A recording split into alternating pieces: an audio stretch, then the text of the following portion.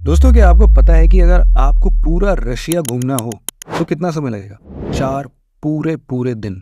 जी हाँ, रशिया इतना vast country है कि इसे अगर आप एंड टू एंड कवर करना चाहें तो आपको पूरा 4 दिन लग जाएगा। लेकिन क्या आपको पता है कि यूनाइटेड स्टेट से रशिया जाने में कितना समय लगेगा? महज 20 मिनट। Unbelievable, right? दरअसल वेस्टर्न यूएस में एक स्ट्रेट है, बेरिंग स्ट्रेट। इस स्ट्रेट के ईस्ट में लोकेटेड है अलास्का यानी यूनाइटेड स्टेट्स, और इसके दूसरी ओर वेस्ट में लोकेटेड है रशिया का चुक्ची पेनिनसुला। इस स्ट्रेट की चौड़ाई बस 82 किलोमीटर है, यानी कि आप बस 82 किलोमीटर का एक सी पार कीजिए और आप सीधे यूएस से रशिया पहुंच जाएंगे। हालांकि यहीं से इंटरनेशनल डेट लाइन भी होकर गुजरती है, तो आपके घड़ी में तो कुछ और बज सकते हैं, लेकिन महज आपको 20 ही मिनट लगेंगे। दोस्तों, हमारी वर्ल्ड ज्योग्राफी ना इसी तरह के वियर्ड फैक्ट से भरी पड़ी हुई है, और उनमें से कुछ को जानना बेहद जरूरी है हमारे एग्जाम पॉइंट ऑफ व्यू से भी। और इसीलिए हम लेकर आए हैं वर्ल्ड ज्योग्राफी का एक फुल्ली कॉम्प्रिहेंसिव एनिमेटेड वीडियो, जिसमें हम वर्ल्ड के मेजर कॉन्टिनेंट्स और उनके कंट्रीज, रिवर्स, डिजर्ट्स, ग्लेशियर्स और माउंटेन्स रेंजेस को एनिमेशन के थ्रू डिटेल में समझेंगे। तो चलिए शुरू करते हैं। वर्ल्ड ज्योग्राफी की इस रोमांचक जर्नी की शुरुआत करते हैं नॉर्थ अमेरिका से।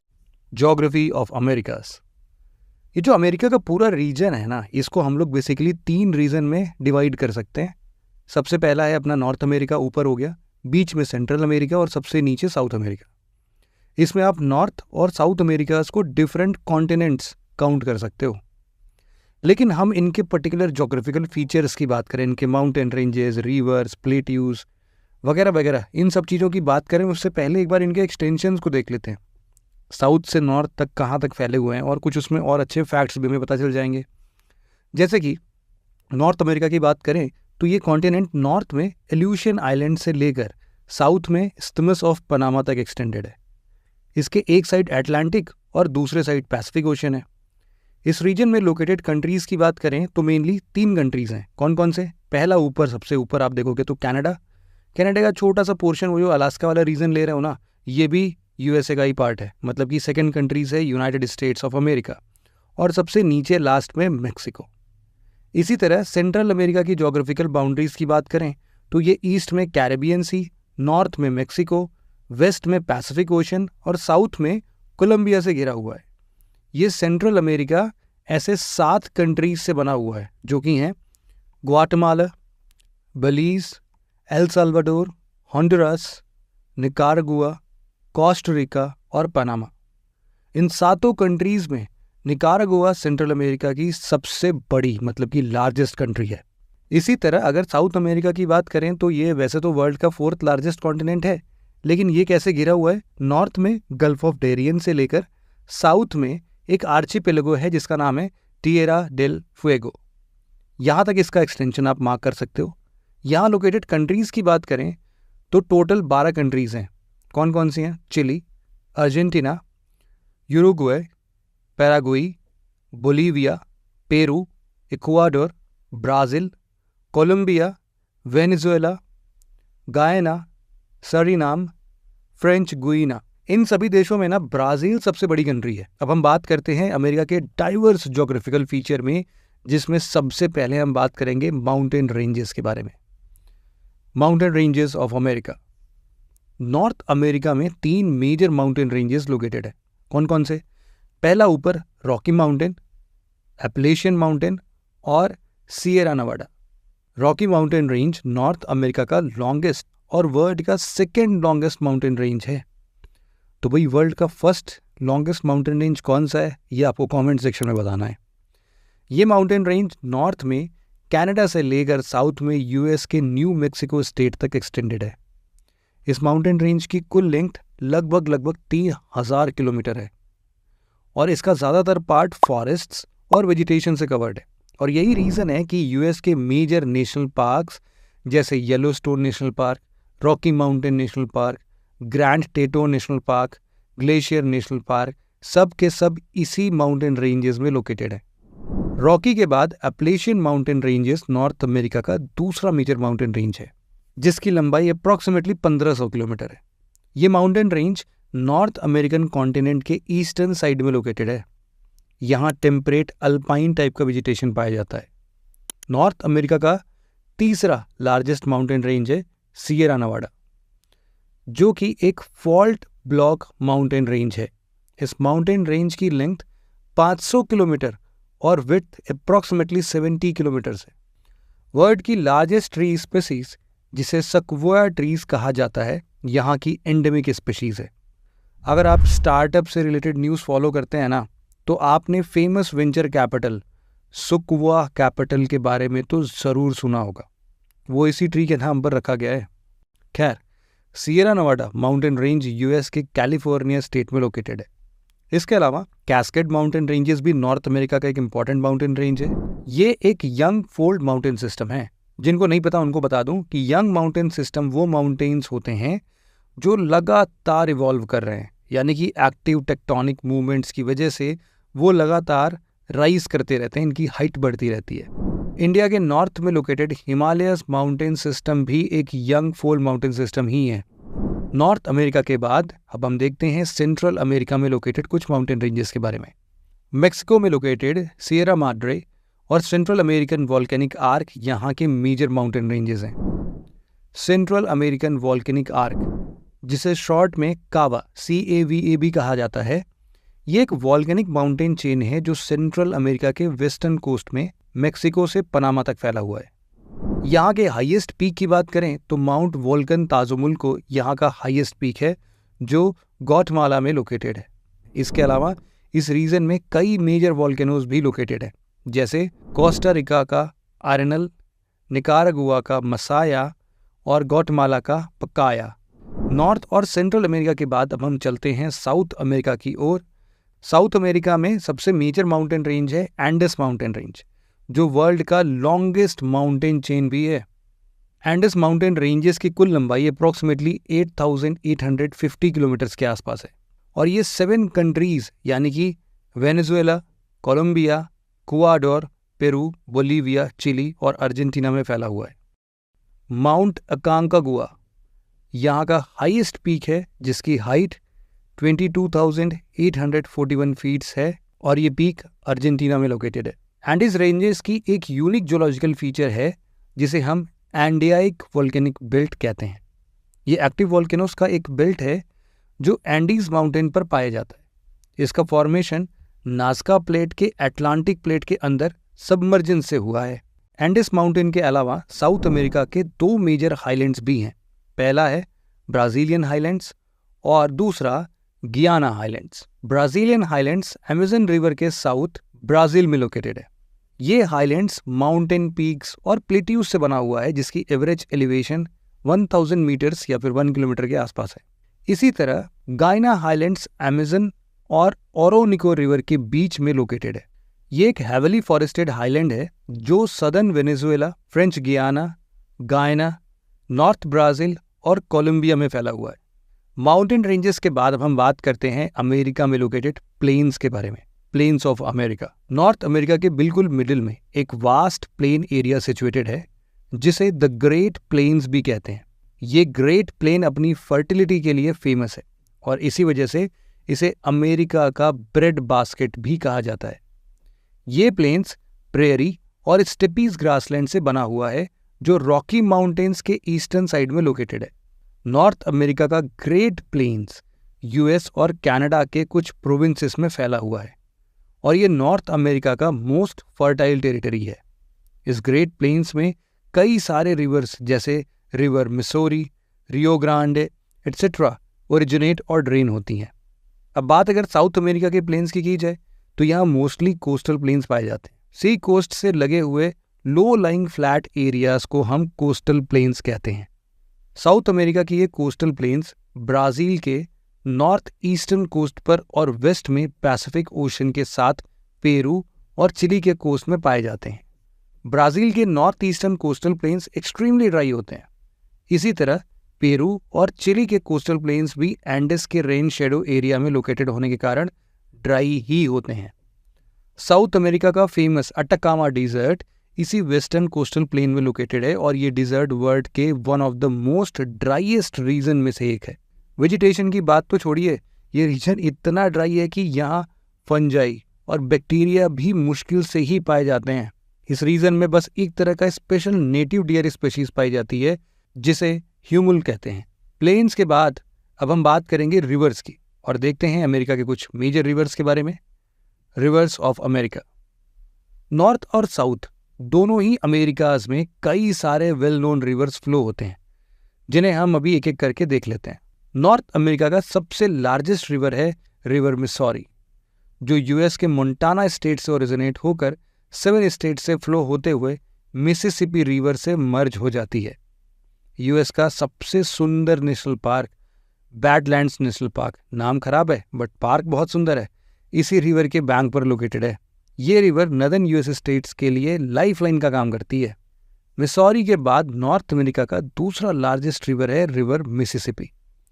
ये रिवर 2300 किलोमीटर से भी ज़्यादा डिस्टेंस ट्रैवल करती हुई यूएस के 10 स्टेट से होकर फ्लो करती है। ईस्टर्न यूनाइटेड स्टेट्स का मेजर सिटी न्यू ऑर्लियंस इसी रिवर के बैंक पर सिचुएटेड है। नॉर्थ अमेरिका का थर्ड लार्जेस्ट रिवर है रियो ग्रांड, जिसकी लेंथ अप्रोक्सीमेटली 1800 किलोमीटर के आसपास है। ये कॉन्टिनेंट के सदर्न साइड में लोकेटेड है और ये यूएस और मेक्सिको से होकर फ्लो करती हुई इनके बीच एक ज्योग्राफिकल बॉर्डर भी क्रिएट करती है। नॉर्थ अमेरिका की फोर्थ लार्जेस्ट रिवर है रिवर कोलोराडो, जो कि यूएस और मेक्सिको से होकर फ्लो होती है। यूएस के आइकॉनिक ग्रैंड कैनियन इसी रिवर द्वारा फॉर्म किया गया एक लैंडफॉर्म फीचर है। साउथ अमेरिका में लोकेटेड रिवर्स की बात करें तो यहाँ मेनली 3 रिवर बेसिन्स लोकेटेड हैं। पहला है अमेजन, दूसरा है ओरिनोको और तीसरा है पराना रिवर्स। हालांकि एंडिस माउंटेन्स की तरह ही अमेजन रिवर साउथ अमेरिका की सबसे इंपॉर्टेंट रिवर है, और वैसे भी आप सबको पता है कि अमेजन रिवर वर्ल्ड की सबसे लार्जेस्ट रिवर है। Amazon river South American continent के 6 कंट्रीज जो कि हैं Brazil, Peru, Ecuador, Colombia, Venezuela और बोलीविया से होकर फ्लो होती है। इस रिवर की खास बात यह है कि ये रिवर सिर्फ एक स्ट्रीम में नहीं बहती, बल्कि बहुत सारे छोटे छोटे स्ट्रीम से मिलकर बनी हुई है, और इसी वजह से इसका ओरिजिन पॉइंट एक डिस्प्यूटेड इशू है। अमेजन रिवर के नाम पर ही यहाँ का लार्जेस्ट फॉरेस्ट का नाम अमेजन रेन फॉरेस्ट रखा गया है, जो कई सारे साउथ अमेरिकन कंट्रीज में फैला हुआ है और जो इस कॉन्टिनेंट का करीब 40% एरिया ऑक्युपाई करता है। पराना रिवर्स अमेजन के बाद साउथ अमेरिका की सेकेंड लार्जेस्ट रिवर है। ये रिवर अर्जेंटीना, पैराग्वे, बोलीविया और ब्राज़ील में ट्रांसपोर्टेशन के लिए वाटरवेज की तरह काम करती है। पराना रिवर आगे चलकर प्रॉग रिवर से मर्ज हो जाती है और ये रिवर अटलांटिक ओशियन के रियो दे ला प्लाता एस्चुरी में ड्रेन होती है। ये एस्चुरी अर्जेंटीना और यूरुग्वे के बीच लोकेटेड है। अर्जेंटीना और यूरुग्वे के कैपिटल सिटीज भी इसी एस्चुरी में एक दूसरे के ऑपोजिट साइड्स में लोकेटेड है। Orinoco river South American continent की थर्ड मेजर रिवर है, जो अमेजन रिवर के नॉर्थ में फ्लो करती है। ये रिवर गायना हाईलैंड्स में ओरिजिनेट होकर नदर्न ब्राज़ील और वेनेजुएला में एक जायंट आर्क बनाते हुए फ्लो करती है और फिर अटलांटिक ओशन में ड्रेन हो जाती है। साउथ अमेरिका का वास्ट ग्रासलैंड बायोम, जिसे हम लानोस भी कहते हैं, इसी ओरिनोको रिवर बेसिन में लोकेटेड है। माउंटेन रेंजेस और रिवर्स के बाद चलिए अब हम बात करते हैं अमेरिकन कॉन्टिनेंट्स में लोकेटेड डिजर्ट्स के बारे में। Desserts of America. डिजर्ट्स की बात करें तो अमेरिकन कॉन्टिनेंट्स में हॉट और कोल्ड दोनों तरह के डिजर्ट्स पाए जाते हैं। नॉर्थ अमेरिका में 4 मेजर डिजर्ट्स लोकेटेड हैं। कौन कौन से? पहला है द ग्रेट बेसिन डिजर्ट, दूसरा द सोनोरन डिजर्ट, तीसरा मोहावे डिजर्ट और चौथा चिहुआहुआन डिजर्ट। ये चारों डिजर्ट नॉर्थ अमेरिका के रॉकी माउंटेन्स के रैन शेडो रीजन में लोकेटेड हैं। साथ ही इन डिजर्ट की बाउंड्रीज की बात की जाए तो ये साउथ वेस्ट अमेरिका और मेक्सिको में फैले हुए हैं। Great Basin Desert North America की सबसे हाईएस्ट और नदर्न मोस्ट डिजर्ट है। यहाँ काफ़ी ज़्यादा ठंड पड़ती है, जिसकी वजह से यहाँ वेजिटेशन ग्रो नहीं कर पाता और इस तरह से इस डिजर्ट का फॉर्मेशन हुआ है। नॉर्थ अमेरिका के दूसरे मेजर डिजर्ट यानी मोहावे डिजर्ट की यूनिक बात यह है कि यहाँ विंटर्स में बारिश होती है, लेकिन काफ़ी ज़्यादा ठंड पड़ने की वजह से यहाँ भी वेजिटेशन ग्रो नहीं कर पाता और इस वजह से इस डिजर्ट का फॉर्मेशन हुआ है। सोनोरन डिजर्ट भी यूएस का एक हॉट डिजर्ट है। ये डिजर्ट कैलिफोर्निया स्टेट से लेकर मेक्सिको तक फैला हुआ है। यहाँ विंटर्स माइल्ड होती हैं, पर समर में यहाँ टेम्परेचर 40 डिग्रीज के पार चला जाता है और भीषण गर्मी पड़ती है, जैसे अपने यहाँ इंडिया में पड़ती है। यहाँ मोस्टली ट्रॉपिकल वेजिटेशन पाया जाता है। चिहुआहुआन डिजर्ट नॉर्थ अमेरिका की सदर्न मोस्ट कोल्ड डिजर्ट है। इसका एलिवेशन दूसरे नॉर्थ अमेरिकन डिजर्ट से ज़्यादा होने के कारण ये डिजर्ट्स आर्कटिक से आ रही विंड्स को फेस करता है और इस वजह से यहाँ भी काफ़ी ज़्यादा ठंड पड़ती है। अब बात अगर साउथ अमेरिका में लोकेटेड डिजर्ट्स की करें तो यहाँ अटकामा डिजर्ट और पेटागोनियन डिजर्ट मेजर डिजर्ट्स हैं। अटकामा डिजर्ट साउथ अमेरिका के चिली में लोकेटेड है। आपको बता दें कि ये डिजर्ट वर्ल्ड का ओल्डेस्ट और ड्राइएस्ट डिजर्ट है। ये डिजर्ट 1000 स्क्वायर किलोमीटर से भी ज़्यादा का एरिया कवर करता है। अटकामा डिजर्ट के फॉर्मेशन में इसके लोकेशन का बहुत बड़ा रोल है। दरअसल इसका फॉर्मेशन एंडीज माउंटेन के रेन शेडो रीजन में लोकेटेड होने की वजह से हुआ है। तो दूसरी ओर चिली के कोस्ट पर हैवी अपवेलिंग होने की वजह से यहाँ कोल्ड करंट्स फ्लो होती है, जिससे ये रीजन पूरे साल ड्राई रहता है। अटकामा डिजर्ट के बाद हम बात करेंगे पेंटागोनियन डिजर्ट का, जो अर्जेंटीना और चिली में लोकेटेड है। ये एक वास्ट कोल्ड डिजर्ट है जिसका एरिया 2 लाख स्क्वायर किलोमीटर से भी ज्यादा है। इसका shape almost south American continent जैसा ही है। यहाँ स्टेपी वेजिटेशन पाया जाता है, जिसकी वजह से इसे पेंटागोनियन स्टेपी भी कहा जाता है। इसके वेस्ट में एंडिस और ईस्ट में अटलांटिक ओशन लोकेटेड हैं। डिजर्ट के बाद हम बात करेंगे अमेरिका के कुछ मेजर लेक्स और वाटर बॉडीज के बारे में। Lakes and water bodies of America. Lakes की बात करें तो नॉर्थ अमेरिका के ग्रेट लेक्स इस कॉन्टिनेंट के फेमस लेक्स हैं। ये ग्रेट लेक्स इस कॉन्टिनेंट में लोकेटेड 5 फ्रेश वाटर लेक्स हैं, जिसे हम लोग lake Superior, lake Michigan, lake Huron, lake एरी और लेक ओंटारियो के नाम से जानते हैं। जिसमें लेक सुपीरियर केवल इन 5 में ही नहीं बल्कि पूरे वर्ल्ड का लार्जेस्ट फ्रेश वाटर लेक है। लेक सुपीरियर यूएस और कनाडा के बॉर्डर पर लोकेटेड है। लेक सुपीरियर एरी से सेंट मैरिस रिवर के थ्रू कनेक्टेड है। इसकी एवरेज डेप्थ 150 फीट्स के आसपास है। लेक मिशिगन इन 5 लेक्स में 3rd लार्जेस्ट है और यही केवल एकमात्र ग्रेट लेक है जो पूरी तरह से यूएस के टेरिटरी में लोकेटेड है। लेक मिशिगन लेक ह्यूरॉन से स्ट्रेट्स ऑफ मैकिनाक के थ्रू कनेक्टेड है। लेक ह्यूरॉन ग्रेट लेक्स में 2nd लार्जेस्ट है। लेक सुपीरियर की तरह ही ये लेक भी यूएस कनाडा के बॉर्डर पर ही लोकेटेड है। ये लेक एरी से डिट्रॉयट रिवर के थ्रू कनेक्टेड है और यहाँ 30,000 से भी ज्यादा इंडिविजुअल्स आइलैंड पर रहते हैं। लेक एरी ग्रेट लेक्स में 4th लार्जेस्ट है और वॉल्यूम के पर्सपेक्टिव की बात करें तो ये फिर स्मॉलेस्ट हो जाएगा। ये लेक ओंटारियो से नियाग्रा रिवर के थ्रू कनेक्टेड है। अब बात करेंगे अपने आखिरी लेक ओंटारियो के बारे में। ये लेक ग्रेट लेक्स में सबसे छोटा और सबसे ईस्ट में लोकेटेड है। साथ ही ये वर्ल्ड का 14th largest fresh water lake भी है। नॉर्थ अमेरिका से ठीक उलट साउथ अमेरिका की ज्यादातर लेक्स एंडिस माउंटेन्स और इसके फुट हिल्स तक ही कन्फाइंड है। यहाँ लोकेटेड परमानेंट लेक्स की बात करें तो लेक टिटिकाका और लेक माराकाइबो साउथ अमेरिका का लार्जेस्ट लेक है। लेक टिटिकाका पेरू और बोलिविया के बीच लोकेटेड है। इस लेक की लेंथ अप्रोक्सीमेटली 190 किलोमीटर्स है और विड्थ अप्रोक्सीमेटली 80 किलोमीटर्स है। वहीं लेक माराकाइबो एक ब्रैकिश लगून है जो नॉर्थ वेस्टर्न वेनेजुएला में लोकेटेड है। ये साउथ अमेरिका का लार्जेस्ट लगून भी है। ऑयल एंड गैस रिजर्व्स में रिच होने की वजह से इसे लेक ऑयल भी कहा जाता है। इसके अलावा लेक जुनीन और लेक सेराकोकोका साउथ अमेरिका के अदर इंपॉर्टेंट लेक्स हैं जो पेरू में लोकेटेड है। बात अगर लेक्स और दूसरे वाटर्स की हो रही है और हम इसमें अमेरिका के गल्फ्स की बात ना करें तो ऐसा कैसे हो सकता है। Gulfs of America. North America का सबसे वेल नोन गल्फ है गल्फ ऑफ मेक्सिको। ये गल्फ यूनाइटेड स्टेट्स के नॉर्थ ईस्टर्न कोस्ट पर लोकेटेड है और स्ट्रेट ऑफ फ्लोरिडा के थ्रू अटलांटिक ओशन से कनेक्टेड है। Gulf of Mexico approximately 6000 square mile में फैला हुआ है। इसका शेप ना ओवल टाइप का है, ओवल शेप का है और इसकी एवरेज विड्थ 810 नॉटिकल माइल्स है। इसका फॉर्मेशन करीब 300 मिलियन साल पहले टेक्टोनिक प्लेट मूवमेंट्स के कारण हुआ था और ये 3 देश यानी यूएस, मेक्सिको और क्यूबा के बीच में फैला हुआ है। गल्फ ऑफ मेक्सिको में ड्रेन होने वाली रिवर्स में रियो ग्रेनाइड और मिसिसिपी कुछ मेजर रिवर्स हैं। इस गल्फ में लोकेटेड मेजर पोर्ट्स की बात करें तो मेक्सिको में वेराक्रूज और यूएस में न्यू ऑर्लियंस, गैल्वेस्टन, टैम्पा और पेनासकोला कुछ पोर्ट्स हैं जो कि इस गल्फ में ही लोकेटेड है। गल्फ ऑफ मेक्सिको के बाद नॉर्थ अमेरिका का दूसरा मेजर गल्फ है गल्फ ऑफ अलास्का। इसका एरिया बहुत बड़ा है और ये गल्फ कॉर्डियक आइलैंड से लेकर अलेक्जेंडर आर्चिपेलागो तक एक्सटेंडेड है। ये गल्फ दुनिया का one of the highest productive ecosystems है जहां डीप वाटर कोरल्स की प्रोडक्टिविटी काफ़ी हाई है और इसी वजह से इस गल्फ को habitat area of particular concern का टैग दिया गया है। ये एक ऐसा गल्फ भी है जहां दो ओशियंस मिलते हैं, लेकिन यहाँ दोनों ओशियंस के वाटर मिक्स नहीं होते, अलग अलग कलर में आपको बहुत साफ दिखेंगे।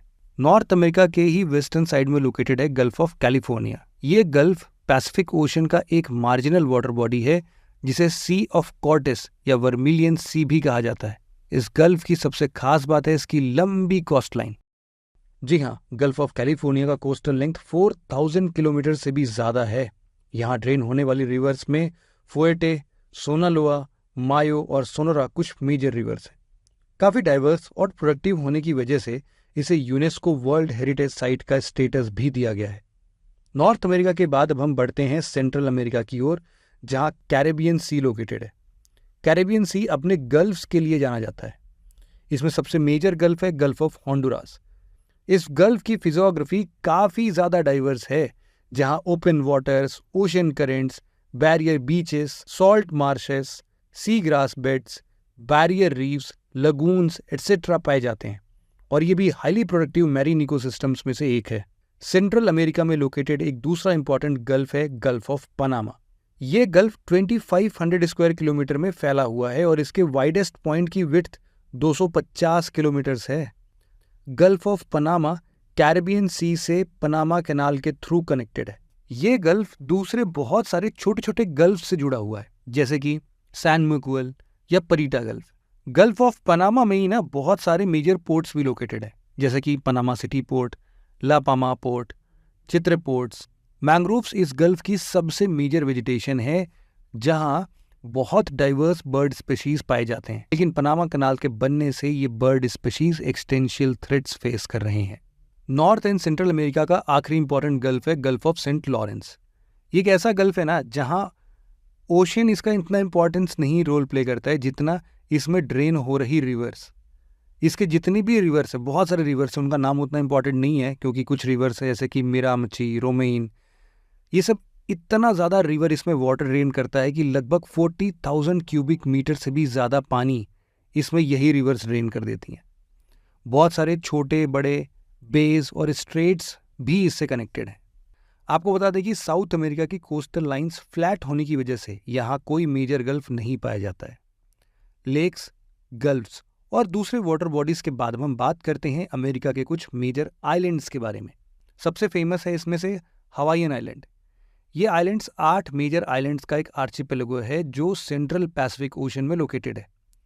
यूएस मेन लैंड से इसकी दूरी 4200 किलोमीटर है। इस आइलैंड के बारे में बताया जाता है कि इस आइलैंड की discovery famous explorer captain James cook द्वारा 1778 में किया गया था, जिन्होंने इनिशियली इन आइलैंड्स का नाम सैंडविच आइलैंड्स रखा था, लेकिन फिर बाद में इसका नाम बदलकर हवाईयन आइलैंड कर दिया गया। यहाँ के टॉलेस्ट माउंटेन का नाम मौना किया है। आज ये आइलैंड्स अपनी सीनिक ब्यूटी के कारण वर्ल्ड के टॉप टूरिस्ट डेस्टिनेशंस में शामिल है। हवाईयन आइलैंड्स के बाद हम बात करते हैं ट्रिनिडाड एंड टोबैगो आइलैंड के बारे में, जो कि कैरेबियन सी में लोकेटेड है। वैसे तो देखो, कैरेबियन सी में बहुत सारे छोटे बड़े आइलैंड्स लोकेटेड हैं, लेकिन हम केवल उन्हीं आइलैंड्स को देखेंगे जो एग्जाम पर्सपेक्टिव से थोड़े इंपॉर्टेंट है। ट्रिनिडाड एंड टोबैगो आइलैंड एक सोवरेन कंट्री है। ट्रिनिडाड और टोबैगो आइलैंड वेस्ट इंडीज का ही पार्ट है और कैरेबियन आइलैंड में सबसे साउथ में लोकेटेड है। आपको ये जानकर हैरानी होगी कि यहाँ एक कंसिडरेबल पॉपुलेशन इंडियंस की है और इसी वजह से यहाँ के कल्चर पर एक स्ट्रॉन्ग इन्फ्लुएंस देखा गया है। ब्रिटिश रूल के दौरान बहुत सारे इंडियन लेबर्स को इंडेंजर्ड लेबर सिस्टम के अंदर यहाँ शुगर केन फार्मिंग के लिए लाया गया था, जो बाद में फिर यहीं बस गए। हवाईयन आइलैंड्स के बाद अब हम बात करेंगे गैलापागोस आइलैंड की, जो पैसिफिक ओशन में लोकेटेड है। ये आइलैंड फिलहाल अभी इक्वाडोर का एक प्रोविंस है। इस आइलैंड आर्चिपेलागो में करीब 40 से भी ज्यादा वोल्केनिक आइलैंड्स लोकेटेड है। इस आइलैंड के बारे में ना आपको एक मजेदार फैक्ट बताता हूँ। चार्ल्स डार्विन का थ्योरी ऑफ इवोल्यूशन पता है? वो एक्चुअल में उनको ये थ्योरी का आइडिया इसी आइलैंड पर मिला था। असल में इस आइलैंड के एनिमल्स और वेजिटेशंस को ऑब्जर्व करने के बाद उन्हें इवोल्यूशन रिलेटेड आइडियाज स्ट्राइक करने लगा और उन्होंने इसके बारे में रिसर्च और एक्सपेरिमेंट करना शुरू कर दिया। अब हम बात करते हैं फाकलैंड आइलैंड्स के बारे में। ये आइलैंड्स साउथ अटलांटिक ओशन में लोकेटेड है और इसकी अर्जेंटीना से दूरी मात्र 1500 किलोमीटर है। अगर आप इस आइलैंड को गौर से देखें तो आपको इसके दो पार्ट्स दिखेंगे, एक ईस्ट फाकलैंड और दूसरा वेस्ट फाकलैंड्स। आपको यहाँ बता दें कि अर्जेंटीना से काफ़ी करीब लोकेटेड होने के बावजूद इस पर अर्जेंटीना का कोई राइट नहीं है, बल्कि ये आइलैंड्स को एक ब्रिटिश ओवरसीज टेरिटरी है। हालांकि इस पर ओनरशिप को लेकर अर्जेंटीना और ग्रेट ब्रिटेन 1982 में आपस में एक दूसरे से भिड़ भी चुके हैं, जिसमें ब्रिटिश विनर हुए थे, और तब से लेकर आज तक इस आइलैंड पर ब्रिटेन के राइट्स हैं। तो दोस्तों, यहाँ तक हमने नॉर्थ, सेंट्रल और साउथ अमेरिका के ज्योग्राफिकल फीचर्स को देखा, और अब हम रुक करते हैं वर्ल्ड के उस कॉन्टिनेंट की ओर जहां से ह्यूमंस यानी कि होमोसेपियंस की शुरुआत हुई। जी हाँ, हम बात कर रहे हैं अफ्रीका के बारे में। Geography of Africa. सबसे पहले बात करते हैं इसके ज्योग्राफिकल लोकेशन की। दोस्तों, अफ्रीका वर्ल्ड का एकमात्र ऐसा कॉन्टिनेंट है जहां से ट्रॉपिक ऑफ कैंसर, इक्वेटर और ट्रॉपिक ऑफ कैप्रिकॉर्न, ये तीनों लाइंस पास होती हैं। इतना ही नहीं, इस कॉन्टिनेंट से 0 डिग्री लॉन्गिट्यूड भी पास होता है। ये 0 डिग्री लॉन्गिट्यूड अपने इक्वेटर से इंटरसेक्ट करता है गल्फ ऑफ गिनिया में। ये इंटरसेक्शन पॉइंट वेस्ट अफ्रीका की कोस्ट से लगभग 600 किलोमीटर दूर है। अफ्रीकन कॉन्टिनेंट के बिल्कुल नॉर्थ में आप देखोगे कि ये मेडिटेरेनियन सी है, और ये कॉन्टिनेंट, और उधर साइड में देखो वो रहा स्ट्रेट ऑफ गिब्राल्टर। इसके थ्रू ही वो यूरोपियन कंट्री से बिल्कुल अलग होता है। वहीं वेस्ट और साउथ वेस्ट में इसको अटलांटिक ओशियन ने घेरा हुआ है। इसके साथ ही इधर देखो आप, Red Sea, Gulf of Aden और सेनाई पेनिनसुला नॉर्थ ईस्ट में इसे एशिया से अलग करते हैं। बात अगर साउथ ईस्ट की जाए तो इसके साउथ ईस्ट में इंडियन ओशन लोकेटेड है।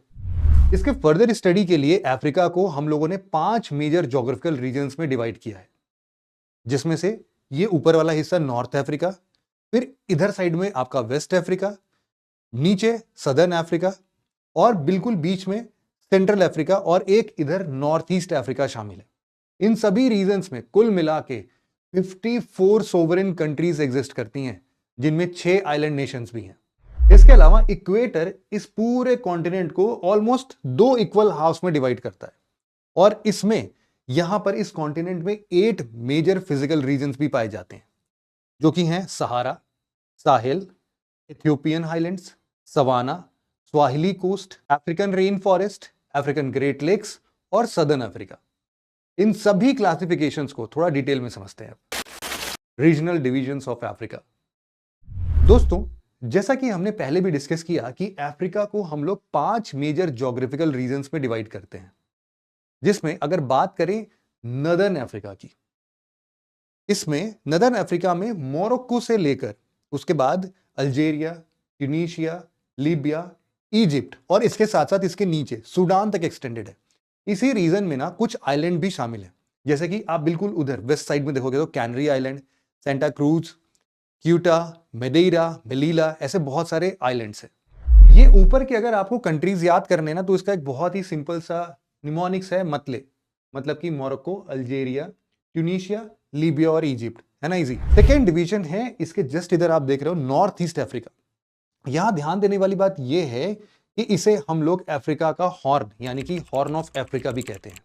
ये हॉर्न ऑफ अफ्रीका अरेबियन सी में ये 100 किलोमीटर के आसपास का ये पूरा स्ट्रेच है, और इसको आप देखो गल्फ ऑफ एडन के साउथ में ये लाई करता है। ये बात समझ में आ गई। अब इस हॉर्न ऑफ अफ्रीका में 4 कंट्रीज शामिल है। इसको आप लोग सीड SEED से याद कर सकते हो। कौन कौन से? सोमालिया, एरिट्रिया, इथियोपिया और जिबूटी। दोस्तों, ये अफ्रीकन कॉन्टिनेंट का थर्ड हिस्सा है, जिसको हम लोग ईस्टर्न अफ्रीकन रीजन बोल रहे हैं। ये ईस्टर्न अफ्रीका में आप देखो यहां पर रेड सी और हॉर्न ऑफ अफ्रीका के बिल्कुल साउथ से लेके ये नीचे मोजाम्बिक तक इसको फैलाव हम देख सकते हैं। इसमें कौन कौन सी कंट्रीज इन्वॉल्व है देखो, south Sudan, Uganda, Rwanda, Burundi, Kenya, Tanzania, Zambia, Malawi, नीचे बिल्कुल मोजाम्बिक और इसके बगल में जिम्बाब्वे। इसके साथ साथ इसी में कुछ आइलैंड नेशंस भी। आप थोड़ा ईस्टर्न साइड में देखना, यहां पर है कोमोरोस, इसके नीचे एक बड़ा सा आइलैंड मेडागास्कर, और इंडियन आइलैंड्स में आप देखोगे बिल्कुल ऊपर ये सेशल्स, इसके नीचे मॉरिशस और इसके जस्ट नीचे रीयूनियन आइलैंड जैसे कंट्रीज भी शामिल है। ईस्टर्न अफ्रीका के बाद फोर्थ रीजनल पार्ट है इसका बिल्कुल सेंटर वाला अफ्रीका, इसको हम लोग सेंट्रल अफ्रीका बोलते हैं। सेंट्रल अफ्रीका एक लार्ज एरिया है जो अफ्रीका कॉन्टिनेंट के बिल्कुल मिडिल में सिचुएटेड है, जैसा नाम भी बता रहा है। सेंट्रल अफ्रीका के अंदर कौन कौन सी कंट्रीज हैं देखना, यहां पर Chad, Cameroon, Central African Republic, Equatorial Guinea बिल्कुल छोटा सा, गैबन, रिपब्लिक ऑफ कॉन्गो, उसके जस्ट बगल में डेमोक्रेटिक रिपब्लिक ऑफ कॉन्गो, फिर अंगोला, फिर उधर देखना दो छोटे छोटे आइलैंड्स, एक साउटोम और प्रिंसिप, ऐसी कंट्रीज शामिल है। रीजनल क्लासिफिकेशंस में लास्ट है ये सदर्न एरिया वाला रीजन, जिसको हम लोग सदर्न अफ्रीका बोलते हैं। ये अफ्रीकन कॉन्टिनेंट का आपको दिख रहा होगा सदर्न मोस्ट पॉइंट है ना। इसमें कौन कौन सी कंट्रीज शामिल है, यहां पर देखो, ये रहा नामीबिया, उसके बगल में बोत्सवाना, फिर नीचे ये साउथ अफ्रीका। और साउथ अफ्रीका के अंदर एक लैंडलॉक्ड नेशन है, मतलब एक पूरी कंट्री है, उसके अंदर एक छोटा सा कंट्री और है, आप देख रहे हो लेसोथो। और एक और ही ऐसा लैंडलॉक्ड कंट्री है जिसको हम लोग बोलते हैं स्वाजीलैंड। ये मोजाम्बिक और साउथ अफ्रीका के बॉर्डर पर सिचुएटेड है।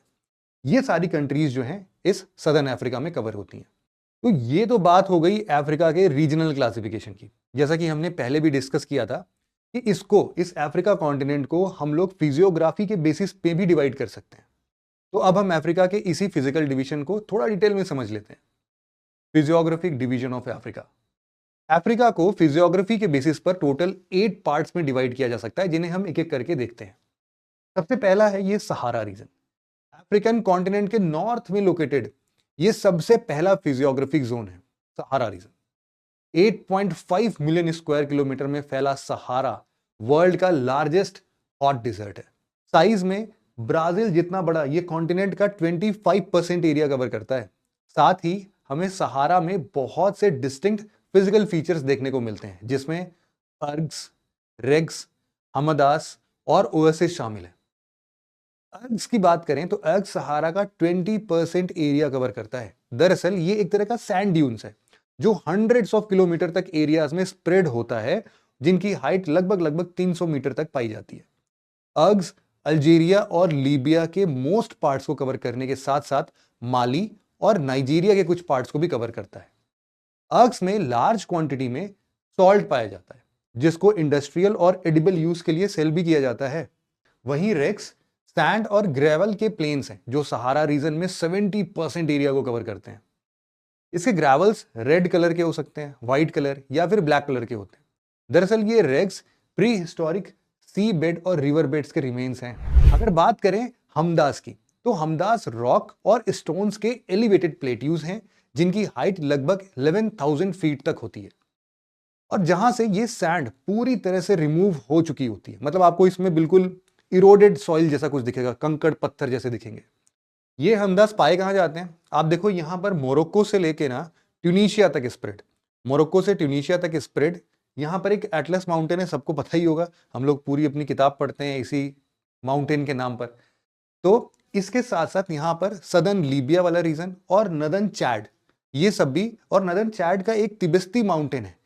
इन सभी जगह पर हम लोग को हमदास का एक्सटेंसिव फॉर्म देखने को मिल सकता है। वहीं ओएसिस की बात करें तो ओएसिस हम लोगों ने पढ़ा होगा कि डिजर्ट के बीच स्प्रिंग्स, वेल या इरिगेशन सिस्टम की फॉर्म में पाए जाने वाला वाटर हब है। सुनने में थोड़ा शॉकिंग लगेगा, बट डिजर्ट के बीच में ये पाए जाते हैं, जहां सहारा की 75% पॉपुलेशन रहती है, क्योंकि ऑब्वियस सी बात है, रहने के लिए पानी की जरूरत तो पड़ेगी ही। अब बात करते हैं अफ्रीका के साहेल रीजन के बारे में। Sahel region, Sahel semi arid land mass का एक नैरो बैंड है जो नॉर्थ में सहारा और साउथ में सवानास के बीच में ट्रांजिशन जोन की तरह एग्जिस्ट करता है। साहेल फ्लैट बैरन प्लेन्स है जो अफ्रीका में सेनेगल से सूडान तक अप्रोक्सीमेटली 5400 किलोमीटर में स्प्रेडेड है। साहेल रीजन में ही अफ्रीका की one of the largest river Niger flow करती है। नाइगर एक फर्टाइल डेल्टा फॉर्म करती है जो यहां की एग्रीकल्चर के लिए बहुत ही इंपॉर्टेंट है। लेकिन साहेल की फर्टाइल लैंड्स ड्रॉट, डिफॉरेस्टेशन और इंटेंसिव एग्रीकल्चर के कारण रैपिडली डिजर्ट में कन्वर्ट होती जा रही है। अब बात करते हैं इथियोपियन हाईलैंड्स रीजन के बारे में। इथियोपियन हाईलैंड्स रीजन दोस्तों अफ्रीकन कॉन्टिनेंट का थर्ड फिजिकल रीजन है इथियोपियन हाईलैंड्स। जियोलॉजिस्ट का मानना है कि इथियोपियन हाईलैंड्स का राइज आज से करीब 75 मिलियन ईयर्स पहले शुरू हुआ था, जब अर्थ की मैंटल से निकले मैग्मा ने यहां की एंशिएंट रॉक डोम को अपलिफ्ट किया था। यही डोम बाद में अफ्रीका की कॉन्टिनेंट क्रस्ट के स्प्लिट होने से स्प्लिट हो गई और अफ्रीका की ग्रेट रिफ्ट वैली सिस्टम का फॉर्मेशन हुआ। प्रेजेंट में यह वैली इथियोपियन हाईलैंड्स को साउथ वेस्ट से नॉर्थ ईस्ट में कट करती है। अफ्रीका की 80% high mountain ranges Ethiopian highlands में ही पाए जाते हैं। खैर, अब बढ़ते हैं सवाना रीजन की ओर। सवाना रीजन, ये सवाना रीजन एक्चुअल में और कुछ नहीं है बल्कि ग्रासलैंड्स होते हैं, अफ्रीका का ग्रासलैंड जिसको हम लोग सवाना के नाम से जानते हैं। ये यहाँ का एक रिमार्केबल फिजिकल फीचर है।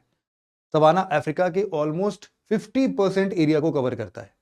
ये ग्रासलैंड प्रीडोमिनेंटली सेंट्रल अफ्रीका में पाया जाता है।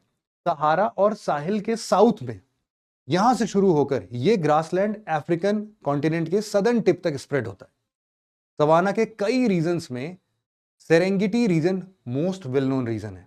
सवाना के साथ साथ यहां पर एक और वर्ड बहुत फेमस है, सेरेंगेटी।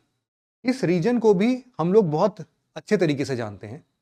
सेरेंगेटी रीजन एक्चुअल में और कुछ नहीं बल्कि इस सवाना रीजन में ही 30,000 स्क्वायर किलोमीटर का एक स्ट्रेच्ड प्लेन है, जो कि केनिया के मसाई मारा रिजर्व से लेकर तंजानिया के सेरेंगेटी नेशनल पार्क तक फैला हुआ है।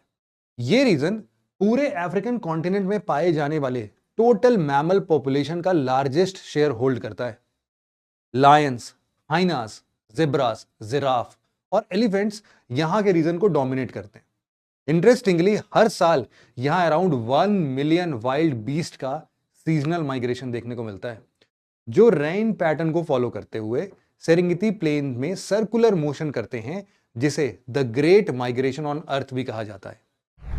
अफ्रीकन कॉन्टिनेंट का फिफ्थ फिजियोग्राफिक रीजन है स्वाहिली कोस्ट।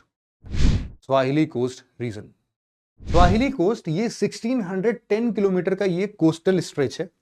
ये स्टार्ट होता है आपके सोमालिया से लेकर नीचे मोजाम्बिक तक।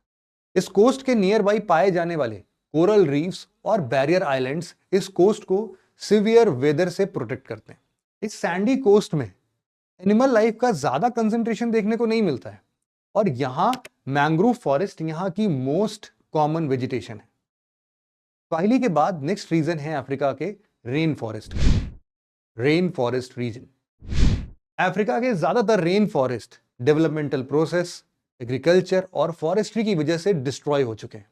प्रेजेंट में रेन फॉरेस्ट का 80% कॉन्सेंट्रेशन कॉन्गो रिवर बेसिन के साथ सेंट्रल अफ्रीका में लिमिटेड है।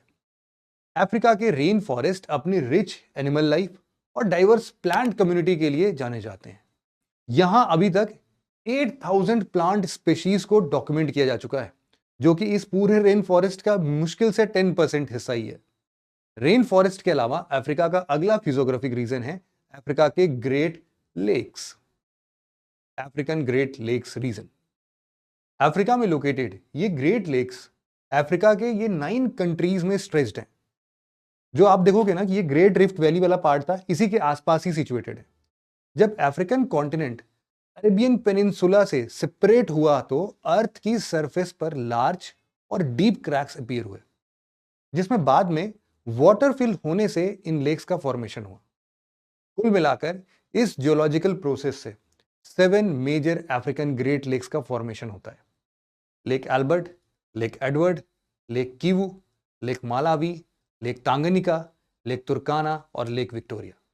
इन सब में से लेक विक्टोरिया अफ्रीका की लार्जेस्ट लेक है। जो वर्ल्ड की लॉन्गेस्ट रिवर, यहां देखो आप, नाइल है ना, इसका सदर्न सोर्स भी है। African Great Lake region diverse aquatic और टेरेस्ट्रियल एनिमल लाइफ से भरा पड़ा है और ये अफ्रीका की इकोलॉजी के लिए काफी इंपॉर्टेंट रीजन है। चलिए अब हम आगे बढ़ते हैं अफ्रीका के अंतिम फिजियोग्राफिक रीजन की ओर, जो है southern Africa, southern Africa reason. Africa continent के इस रीजन में कापवाल क्रैटन का डोमिनेशन देखने को मिलता है। कापवाल क्रैटन एक बेड रॉक शेल्फ है जो 2.6 बिलियन ईयर्स पुराना है। सदर्न अफ्रीका के इस रॉकी रीजन में प्लेट्यूज और माउंटेन्स जैसे कि ड्रैकेंसबर्ग रेंज लोकेटेड है। इसके साथ ही सदर्न अफ्रीका अफ्रीका के वेल नोन मिनरल रिजर्व का भी हॉटस्पॉट है। तो अभी तक हमने अफ्रीकन कॉन्टिनेंट के वेरियस क्लासिफिकेशंस को देखा, लेकिन अब हम अफ्रीकन कॉन्टिनेंट के डाइवर्स ज्योग्राफिकल फीचर्स को देखेंगे। Geographical features of Africa. African continent के ज्योग्राफिकल फीचर्स में प्लेट्यूज, कोल्ड माउंटेन्स, डिजर्ट्स और रिवर्स जैसे डोमिनेंट फीचर्स शामिल हैं। अफ्रीका कॉन्टिनेंट का एक वास्ट रीजन अपने saucer shaped steep edges plateaus के लिए फेमस है, जो कोस्ट की तरफ फेस किए हुए हैं। और ये प्लेट्यू रीजन गिनिया कोस्ट से सोमालीलैंड और नॉर्थ सहारा से केप प्रोविंस तक एक्सटेंड करता है। इनको 3 मेजर ग्रुप्स में डिवाइड किया गया है। पहला साउथ अफ्रीकन प्लेट्यू, दूसरा ईस्ट अफ्रीकन प्लेट्यू और तीसरा Ethiopian highlands. South African plateau अपने चारों तरफ हाई ग्राउंड से बाउंडेड है, जो कोस्ट के पास स्टीपली फॉल करता है। South African plateau north east में ईस्ट अफ्रीकन प्लेट्यू से कनेक्टेड है। वहीं east African plateau average elevation में साउथ प्लेट्यू से बड़ा है और यह अपने डिस्टिंक्ट फीचर के लिए भी जाना जाता है। यह अपने रेंजेस, टेबल लैंड्स और डिप्रेशंस के लिए जाना जाता है। वहीं थर्ड डिवीजन यानी यूथोपियन हाईलैंड्स अफ्रीका के एलिवेटेड हायर रीजन है, जो इस कॉन्टिनेंट में लार्जेस्ट कॉन्टिन्यूअस हायर एल्टीट्यूड का एरिया फॉर्म करते हैं। इन तीनों ग्रुप्स के प्लेट्यूज को नॉर्थ टू साउथ अगर लोकेट किया जाए तो सबसे नॉर्थ में अहगर प्लेट्यू, उसके बाद एनएडी प्लेट्यू, उसके साउथ में जोस प्लेट्यू और इसके ईस्ट में यूथोपियन हाईलैंड्स लोकेटेड है। यूथोपियन हाईलैंड से साउथ की तरफ जाने पर east African plateau, Bie plateau, Katanga plateau, Angola plateau और सबसे साउथ में ड्रैकेंसबर्ग प्लेट्यू सिचुएटेड है। प्लेट्यूज के बाद अब हम बात करते हैं अफ्रीका के माउंटेन्स के बारे में। प्लेट्यूज के अलावा अफ्रीका अपने न्यूली फॉर्म्ड फोल्ड माउंटेन्स के लिए भी फेमस है, जिनमें सबसे ऊपर Atlas mountains, Rwenzori mountains, mount Elgon, Tibesti mountain, Ahaggar mountains, mount Kenya और माउंट किलिमंजारो मेजर माउंटेन्स है। Atlas mountain. Atlas Africa continent के नॉर्थ ईस्ट पार्ट में सिचुएटेड है। आप यहां पर देखना मोरक्को, अल्जेरिया और ट्यूनीशिया, यहां पर ये ऐसे साउथ वेस्ट डायरेक्शन में लगभग 2400 किलोमीटर तक स्ट्रेच्ड है। इस रेंज को 3 सब रेंजेस में डिवाइड किया गया है। नॉर्थ टू साउथ ये मिडिल एटलस, हाई एटलस और एंटी एटलस में डिवाइड किए गए हैं। Atlas mountains Mediterranean Sea and Atlantic Ocean के एक्सटेंसिव कोस्ट और सहारा डिजर्ट के बीच एक फिजिकल सेपरेटर का भी काम करता है। इसी तरह एटलस के साउथ में सदर्न अल्जेरिया में ट्रॉपिक ऑफ कैंसर के पास अहगर माउंटेन सिचुएटेड है। यह माउंटेन वोल्केनिक फॉर्मेशन है जो वोल्केनो के इरप्शन से फॉर्म हुआ है। इस माउंटेन को होग्गर के नाम से भी जाना जाता है, जो कि सेंट्रल सहारा का एक हाईलैंड रीजन है। अल्जेरिया की ईस्ट तरफ जाने पर हमें तिबेस्ती माउंटेन देखने को मिलते हैं। तिबेस्ती माउंटेन मेनली चाड के नदर्न पार्ट में सिचुएटेड है और इनका स्प्रेड नदर्न लाइगर और लीबिया के सदर्न बॉर्डर तक पाया जाता है। ये माउंटेन भी वोल्केनो के इरप्शन से ही फॉर्म हुए हैं। अफ्रीका के मिडिल में 2 इंपॉर्टेंट माउंटेन्स रिवेंजोरी और माउंट एल्गन लोकेटेड है। रिवेंजोरी माउंटेन्स, ये माउंटेन्स 240 स्क्वायर किलोमीटर एरिया में स्ट्रेच करते हुए युगांडा और कॉन्गो में फैले हुए हैं। इन माउंटेन्स को माउंटेन ऑफ मून भी कहते हैं। माउंट स्टैनली की मार्गरेटा पीक यहां की हाईएस्ट पीक है। इसके साथ ही चलते हैं माउंट एल्गन की ओर। माउंट एल्गन एक एक्सटिंक्ट वोल्केनो माउंटेन है जो युगांडा केनिया बॉर्डर पर लेक विक्टोरिया के नॉर्थ ईस्ट पार्ट में लोकेटेड है। इसके अलावा केनिया में सिचुएटेड माउंट केनिया अफ्रीका की माउंट किलिमंजारो के बाद सेकेंड हाईएस्ट माउंटेन है। यह माउंटेन सेंट्रल केनिया में इक्वेटर के ठीक साउथ में लोकेटेड है। वहीं अफ्रीका के highest mountain mount Kilimanjaro Tanzania और केनिया के बॉर्डर पर सिचुएटेड है।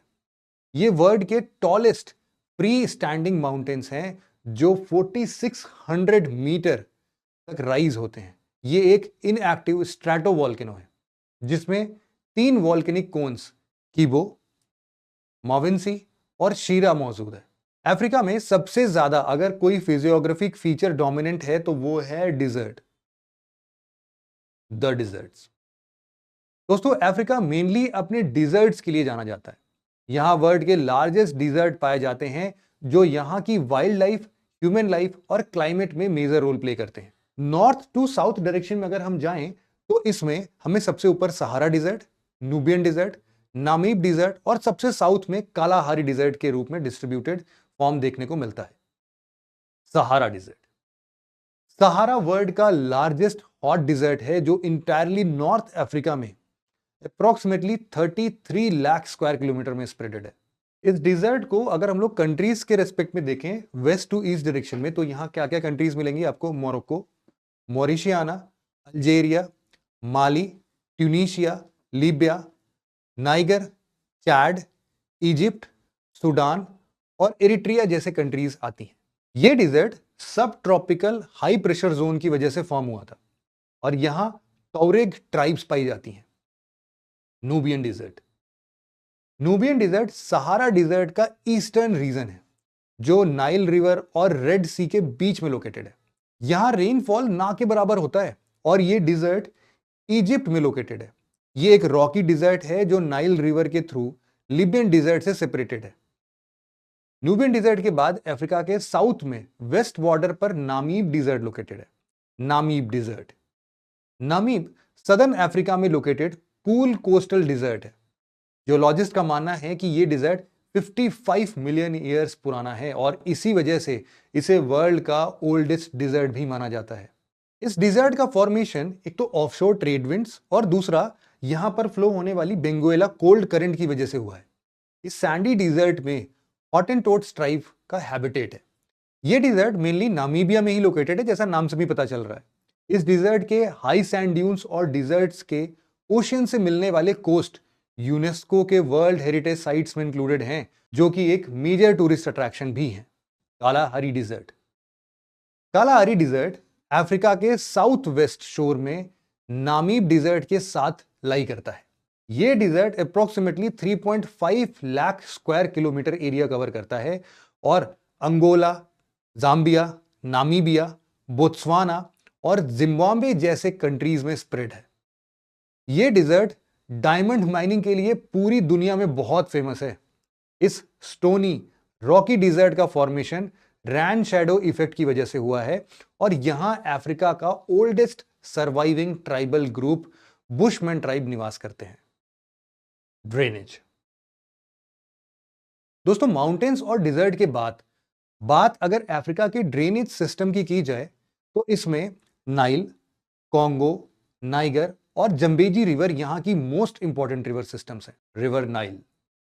नाइल रिवर वर्ल्ड की लॉन्गेस्ट रिवर है जो लेक विक्टोरिया और रुवेंजुरी माउंटेन्स के इक्वेटोरियल रेन फॉरेस्ट से कई सारे स्ट्रीम्स के फॉर्म में ओरिजिनेट होती है।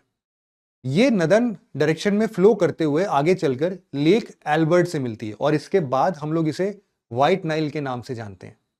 व्हाइट नाइल के बाद यहां पर देखना आप, यूथोपियन हाईलैंड्स में एक लेक ताना है। यहां से ब्लू नाइल रिवर ओरिजिनेट होती है और ये व्हाइट नाइल से खार्तूम में मिलती है और इसके बाद इस रिवर को हम लोग नाइल रिवर के नाम से जानते हैं और फिर ये नॉर्थ वेस्ट डायरेक्शन में फ्लो करती है। नाइल रिवर सहारा डिजर्ट और इजिप्ट से होते हुए मेडिटेरेनियन सी में ड्रेन हो जाती है। नाइल रिवर का इजिप्ट के इकोनॉमी पे बहुत ज्यादा सिग्निफिकेंट रोल है और इसी वजह से हम इजिप्ट को गिफ्ट ऑफ नाइल बोलते हैं, क्योंकि इसकी नाइल रिवर की वजह से ही ये इजिप्ट इतना फ्लरिश करता है। नाइल अपने बेसिन में कॉटन कल्टीवेशन, इरिगेशन और हाइड्रो पावर के लिए जानी जाती है, जो इसे अफ्रीका की मोस्ट इंपॉर्टेंट रिवर सिस्टम बनाता है।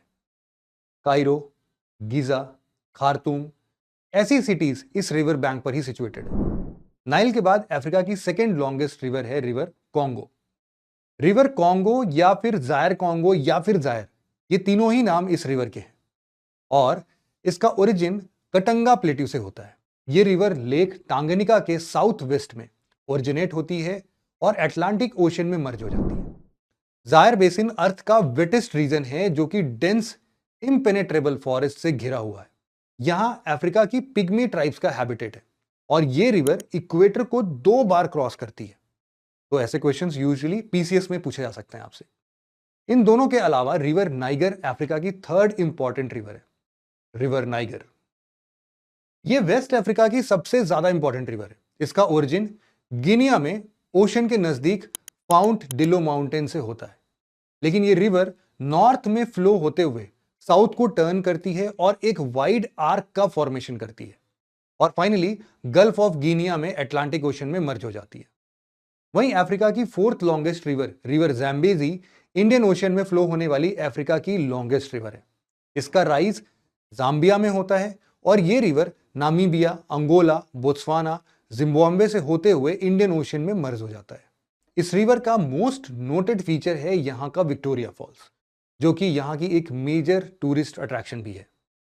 दोस्तों, अफ्रीका अपनी बायोडायवर्सिटी और रिच नेचुरल रिसोर्सेस के लिए जाना जाता है, जिसे climate change, corruption, political instability और सोशल अनरेस्ट कॉन्टिन्यूअसली चैलेंज कर रहा है।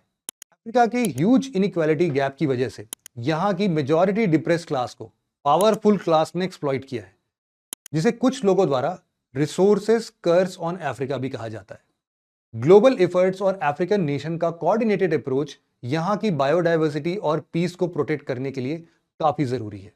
हम उम्मीद करते हैं कि अफ्रीका की बिगड़ती हालत पर वर्ल्ड कम्युनिटी की नज़र जरूर से जाएगी और वहाँ की हालत बहुत ही जल्द सुधार लिए जाएंगे। खैर, अफ्रीका के बाद हम चलते हैं वर्ल्ड की सबसे डेवलप्ड कॉन्टिनेंट यानी यूरोप की ओर। आज का एक यक्ष प्रश्न है, व्हाट इज यूरोप? दोस्तों, सुनने में तो ये रिलेटिवली बहुत इजी लगता है, लेकिन अगर मैप में देखें तो ये पता ही नहीं लगता है कि ये 44 सोवरेन कंट्रीज वाले यूरोप की बाउंड्री आखिर कहाँ से शुरू होती है और कहाँ खत्म होती है। यूरोप के कॉन्टेक्स्ट में रशिया का कुछ लोकेशन भी थोड़ा कंफ्यूजिंग सा ही है। रशिया के वेस्टर्न पोर्शन, जिसमें सेंट पीटर्सबर्ग और मॉस्को जैसे सिटीज भी शामिल हैं, यूरोप का पार्ट माना जाता है, और वहीं रशिया के ईस्टर्न पार्ट को एशिया में इंक्लूड किया जाता है। इसका मतलब रशिया 2 कॉन्टिनेंट्स यूरोप और रशिया में स्प्रेडेड है। आइए अब यूरोप की ग्लोब पर लोकेशन और इसकी बाउंड्रीज को थोड़ा डिटेल में डिस्कस कर लेते हैं, जिससे कि ये सब क्लैरिटीज हमें बहुत अच्छे से हो जाए। Location and boundaries of Europe.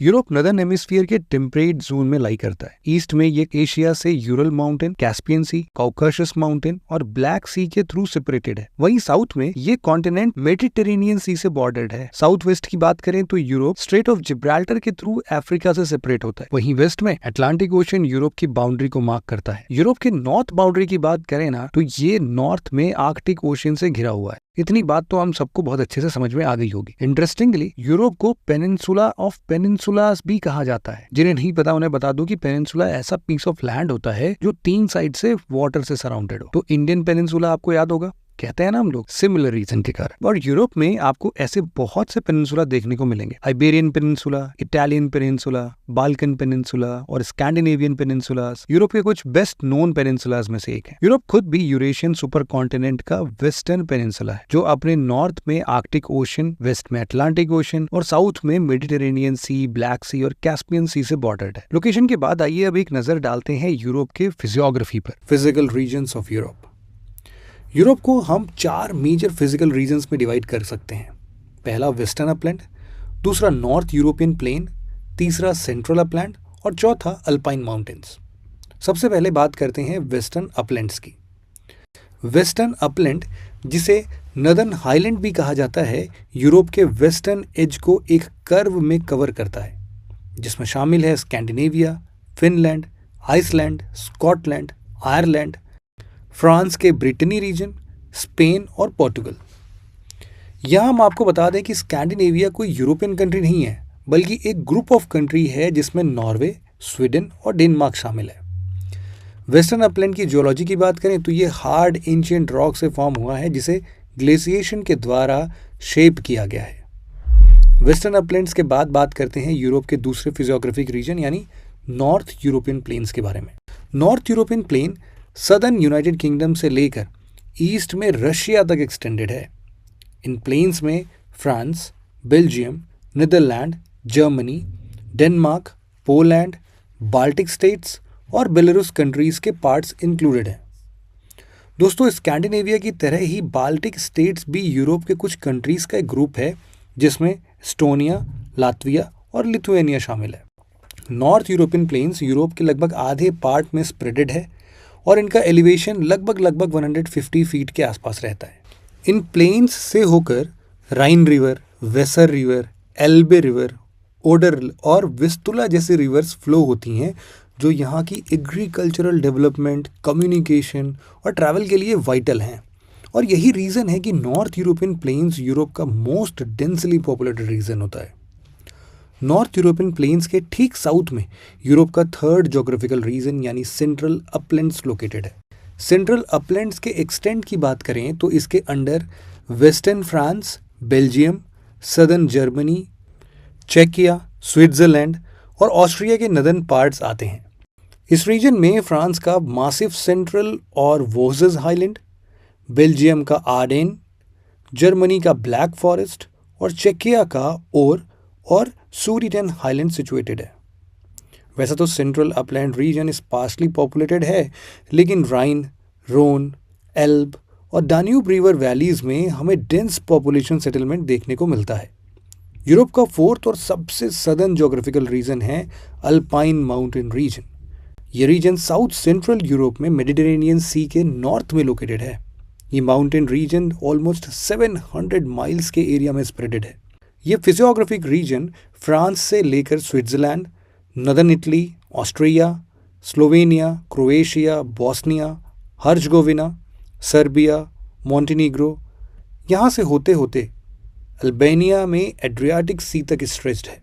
Alpine mountain के अंदर इटालियन और बाल्कन पेनिनसुला के साथ ही नदर्न स्पेन और सदर्न फ्रांस के माउंटेन रेंजेस भी इंक्लूडेड हैं। इस रीजन में एल्प्स, पायरिनीज, एपेनाइन्स, डायनरिक एल्प्स, बाल्कन और कार्पेथियन माउंटेन लोकेटेड है। हाई एलिवेशन, रग्ड प्लेट्यू और steeply sloping land alpine mountain reason के कैरेक्टरिस्टिक फीचर्स हैं। इसके अलावा अल्पाइन रीजन के कुछ एक्टिव वॉल्केनोज जैसे कि इटली के माउंट एटना और माउंट वेसुवियस इसी रीजन में सिचुएटेड हैं। अब जब बात माउंटेन्स और वॉल्केनोज की हो ही रही है तो आइए एक नज़र डाल लेते हैं यूरोप के कुछ मेजर माउंटेन रेंजेस पर भी। Mountain ranges of Europe. Europe में माउंटेन रेंजेस में सबसे मेजर माउंटेन रेंज है the Alps. Alps mountain range south central Europe में 700 माइल्स की डिस्टेंस में स्ट्रेच्ड है। ये माउंटेन्स फ्रांस की सदर्न कोस्ट लाइन से लेकर स्विट्जरलैंड, इटली, ऑस्ट्रिया होते हुए स्लोवेनिया, क्रोएशिया, बॉस्निया और हर्जगोविना तक स्प्रेडेड है, जहां इसे डायनरिक एल्प्स के नाम से जाना जाता है। एल्प्स माउंटेन रेंज का एंड अल्बानिया में एड्रियाटिक सी के पास होता है। ये mountain range stunning scenery, glaciers, lakes और प्लैनेट पर बेस्ट स्कीइंग कंडीशन के लिए जाना जाता है। एल्प्स माउंटेन डैन्यूब, पो, राइन और रोन जैसे यूरोप के मोस्ट इंपॉर्टेंट रिवर्स का ओरिजिन प्लेस भी है। एल्प्स के बाद अब हम बात करते हैं यूरोप के दूसरे माउंटेन रेंजेस यानी बाल्कन माउंटेन्स के बारे में। बाल्कन माउंटेन्स बाल्कन पेनिनसुला के ईस्टर्न पार्ट में यूगोस्लाविया से बुल्गारिया तक स्प्रेडेड है। बाल्कन माउंटेन्स का हाईएस्ट पीक बोटेव पीक है, जिसका एलिवेशन 2376 मीटर्स है। इन माउंटेन रेंजेस में बहुत से प्रोटेक्टेड एरियाज देखने को मिलते हैं, जिसमें सेंट्रल बाल्कन नेशनल पार्क और बुल्गारिया नेशनल पार्क कुछ मेजर नेशनल पार्क्स हैं। एल्प्स और बाल्कन्स के बाद यूरोप का थर्ड माउंटेन रेंज है Carpathian mountains. Carpathian mountains central Europe में एक आर्क की फॉर्म में लोकेटेड है। 1500 किलोमीटर लॉन्ग ये माउंटेन रेंज चेक Republic, Austria, Slovakia, Poland, Ukraine, Romania और सर्बिया तक एक्सटेंड करता है। तात्रा माउंटेन रेंज कार्पेथियन की हाईएस्ट रेंज है, जिसकी हाईएस्ट पीक 2600 मीटर्स के आसपास है। कार्पेथियन यूरोप में ब्राउन बियर्स, वोल्व्स और लायनेक्स की हाईएस्ट पॉपुलेशन को हैबिटेट प्रोवाइड करता है, जिनकी हाईएस्ट कंसंट्रेशन रोमानिया में देखने को मिलती है। इसके अलावा कार्पेथियन यूरोप के प्लांट स्पीशीज को भी बहुत ज़्यादा हैबिटेट प्रोवाइड करता है। कार्पेथियन माउंटेन्स के बाद अब हम बात करते हैं यूरोप के ईस्टर्न बॉर्डर पर लोकेटेड यूरल माउंटेन्स के बारे में, जो यूरोप के मोस्ट फेमस माउंटेन रेंजेस में से एक है। यूरल माउंटेन एक नैरो माउंटेन रेंज है जो 2500 किलोमीटर में मेनली वेस्टर्न रशिया में लोकेटेड है। यूरल माउंटेन की विड्थ अप्रॉक्सीमेटली 32 किलोमीटर से 145 किलोमीटर के बीच में है, जो कि वर्ल्ड के अदर माउंटेन से कंपैरिजन में रिलेटिवली नैरो है। इन माउंटेन्स का एक्सटेंशन आर्कटिक ओशन की कोस्ट पर लोकेटेड पेखोय रिज से वेस्टर्न रशिया और नॉर्थ वेस्ट कजाकिस्तान में यूरल रिवर तक देखने को मिलता है। माउंट नारदनाया यूरल माउंटेन की हाईएस्ट पीक है, जिसका एलिवेशन 1894 मीटर्स है। यूरल की वेरीड लैंडस्केप स्टेपीज, ग्रासलैंड और फॉरेस्ट से डोमिनेटेड है, जहां बियर्स, एल्फ, वुल्फ, फॉक्स और लिंक्स जैसे एनिमल्स का हैबिटेट मिलता है। दोस्तों, यूरोप कॉन्टिनेंट में माउंटेन रेंजेस के साथ साथ न्यूमरस रिवर्स और इनकी ट्रिब्यूटरीज भी एग्जिस्ट करती हैं, जिसमें वोल्गा, डन्यूब, नाइपर, राइन कुछ मेजर रिवर्स हैं। अब इन रिवर्स को हम एक एक करके देखते हैं। शुरुआत करते हैं वोल्गा रिवर से। लगभग 3500 kilometre long Volga river Europe की लॉन्गेस्ट रिवर है और इसे रशिया की नेशनल रिवर भी कंसिडर किया जाता है। इसका ओरिजिन रशिया में लोकेटेड वाल्दाई हिल्स से होता है, जहां से ये रिवर रशिया के सेंट्रल पार्ट से होते हुए रशिया के साउथ में कैस्पियन सी में ड्रेन होती है। रशिया की capital Moscow Volga river basin में ही लोकेटेड है। वोल्गा के बाद यूरोप का सेकंड मोस्ट इंपॉर्टेंट रिवर है डन्यूब। लगभग 2800 किलोमीटर लंबी डन्यूब रिवर को यूरोपियन कॉन्टिनेंट की सेकंड लॉन्गेस्ट रिवर कंसिडर किया जाता है। जर्मनी के ब्लैक फॉरेस्ट रीजन से ओरिजिनेट होकर ये रिवर यूरोप की 10 कंट्रीज से होकर फ्लो होती है। ये river Germany, Austria, Slovakia, Hungary, Croatia, Serbia, Romania, Bulgaria, Moldova और यूक्रेन से होते हुए ब्लैक सी में ड्रेन होती है। डन्यूब रिवर के किनारे जर्मनी का रेगिंसबर्ग, ऑस्ट्रिया का वियना, हंगरी का बुडापेस्ट और सर्बिया का बेलग्रेड जैसी सिटीज लोकेटेड है। दान्यूब रिवर यूरोप का मोस्ट सिग्निफिकेंट कॉमर्शियल वाटरवे भी प्रोवाइड करता है। इसके अलावा 170 किलोमीटर के अप्रॉक्सीमेटली लॉन्ग राइन मेन दान्यूब कैनाल दान्यूब रिवर को नॉर्थ सी से भी जोड़ता है। दान्यूब के बाद यूरोप की थर्ड मोस्ट इंपॉर्टेंट रिवर है नाइपर रिवर। लगभग 2200 kilometre long NIPER river Volga, दान्यूब और यूरल रिवर के बाद यूरोप की फोर्थ लार्जेस्ट रिवर है। नाइपर का ओरिजिन भी रशिया के वाल्दाई हिल्स से ही होता है, जहां से ये रिवर साउथ में बेलारूस में एंटर करती है। बेलारूस से यूक्रेन होते हुए नाइपर फाइनली ब्लैक सी में ड्रेन हो जाती है। ये रिवर बेलारूस और यूक्रेन के बीच नेचुरल बॉर्डर भी फॉर्म करती है और इसके साथ नाइपर रिवर यूक्रेन की इकोनॉमी के लिए वाइटल वाटरवे प्रोवाइड करती है, जो यूक्रेन को यूरोप के अदर वाटरवे से कनेक्ट करता है। नाइपर रिवर के बाद राइन रिवर यूरोप की एक मेजर रिवर है। राइन का ओरिजिन स्विस एल्प्स के सदर्न पार्ट से होता है। नाइपर रिवर के बाद राइन रिवर यूरोप की एक मेजर रिवर बनती है। राइन का ओरिजिन स्विस एल्प्स के सदर्न पार्ट से होता है। राइन रिवर स्विट्जरलैंड से नॉर्थ डायरेक्शन में फ्लो करते हुए लिechtenstein और स्विट्जरलैंड के बीच बाउंड्री फॉर्म करती है। उसके बाद और भी बहुत सारी कंट्रीज हैं जिनका ये बॉर्डर फॉर्मेशन होता है, जैसे कि स्विट्जरलैंड ऑस्ट्रिया और स्विट्जरलैंड जर्मनी। इसके आगे राइन river Germany French border form करने के बाद नीदरलैंड्स पहुंच जाती है। नीदरलैंड्स में राइन 3 ब्रांचेस में डिवाइड हो जाती है, जिसे राइन, म्यूज और शेल्ट के नाम से जाना जाता है। स्पेलिंग बहुत डिफिकल्ट है, प्लीज़ एक बार ध्यान दे दीजिएगा। और फाइनली राइन रिवर नॉर्थ सी में ड्रेन हो जाती है। दोस्तों, जैसे कि इस वीडियो में हमने पहले भी डिस्कस किया था ना कि यूरोप को पेनिनसुला ऑफ पेनिनसुलास कहा जाता है, जिसका मतलब अब समझ सकते हैं कि यहाँ बहुत सारे वाटर बॉडीज़ हैं। वैसे आपको बता दें कि हमने पहले ही वर्ल्ड के सारे गल्फ्स के ऊपर एक एनिमेटेड वीडियो बना रखा है, जिसे आप इस वीडियो के डिस्क्रिप्शन में दिए हुए लिंक पर क्लिक करके भी देख सकते हैं। खैर, आइए अब यूरोप के इन वाटर बॉडीज़ को ज़रा डिटेल में देख लेते हैं। Major water bodies of Europe. दोस्तों, रिवर सिस्टम के अलावा यूरोप कॉन्टिनेंट वर्ल्ड के कुछ मोस्ट इंपॉर्टेंट सी, बेस और गल्फ को भी होस्ट करता है। यूरोप के अराउंड लोकेटेड वाटर बॉडीज़ में ना sea of Azov, black sea of Marmara, Mediterranean sea, Aegean sea, Ionian sea, Adriatic sea, Tyrrhenian sea, strait of Gibraltar, bay of Biscay, English channel, strait of Dover, north sea, Barents sea, Baltic sea और gulf of Finland जैसे कुछ important water bodies हैं। अब आपको भी समझ में आ रहा होगा कि यहाँ पर बहुत सारी चीज़ें हैं, इनको मैप में देखना बहुत ज़रूरी है। सबसे पहले बात करते हैं यूरोप के साउथ वेस्ट में लोकेटेड सी ऑफ अजोव के बारे में। इस वाटर बॉडी का डेप्थ लगभग 14 मीटर है। सी ऑफ अजोव नॉर्थ में यूक्रेन, ईस्ट में रशिया और वेस्ट में क्रीमियन पेनिनसुला से बाउंडेड है। इसका ओपन सी के साथ कनेक्ट की बात करें तो ये साउथ में स्ट्रेट ऑफ कर्च के थ्रू ब्लैक सी से कनेक्टेड है, जो यूरोप का one of the most important sea में से एक है। लगभग 4 लाख स्क्वायर किलोमीटर एरिया के साथ ब्लैक सी अटलांटिक ओशन का ही एक मार्जिनल सी है, जो यूरोप और एशिया कॉन्टिनेंट के बीच लोकेटेड है। नॉर्थ में रशिया और यूक्रेन, वेस्ट में रोमानिया और बुल्गारिया, ईस्ट में जॉर्जिया और साउथ में टर्की जैसे कंट्रीज ब्लैक सी को बॉर्डर करती हैं। इसमें अगर आपको फॉर्मूला याद करना है ना, या ट्रिक याद करनी है, तो आप इसको ऐसे याद कर लेना, अर्बन जीटी रोड, जिसमें URB और GTR ये 6 मेजर कंट्रीज हैं जो कि ब्लैक सी को बॉर्डर करते हैं, तो उससे आप लोग अर्बन जीटी रोड के नाम से भी याद कर सकते हो। इसके अलावा डन्यूब, नीस्टर, डॉन, नाइपर और रियोनी जैसे यूरोप की मोस्ट इंपॉर्टेंट रिवर्स भी ब्लैक सी में ही ड्रेन करती हैं। अब यहाँ पर स्पेलिंग वापस से एक बार आप लोग ध्यान में रख लेना। यहाँ आपने एक टर्म थोड़ी देर पहले सुना होगा, मार्जिनल सी। जिन्हें नहीं पता उनके लिए बता देते हैं कि मार्जिनल सीज ऐसे सी होते हैं जो किसी ओशन का पार्ट होते हैं, लेकिन साथ ही ये किसी लैंड मास से पार्शली इनक्लोज्ड होते हैं। इनको इनक्लोज करने वाली लैंड कोई आइलैंड, आर्चिपेलेगो या पेनिनसुला के फॉर्म में भी हो सकती है। तो ब्लैक सी के साउथ की ओर जाने पर हमें सी ऑफ मरमरा देखने को मिलता है।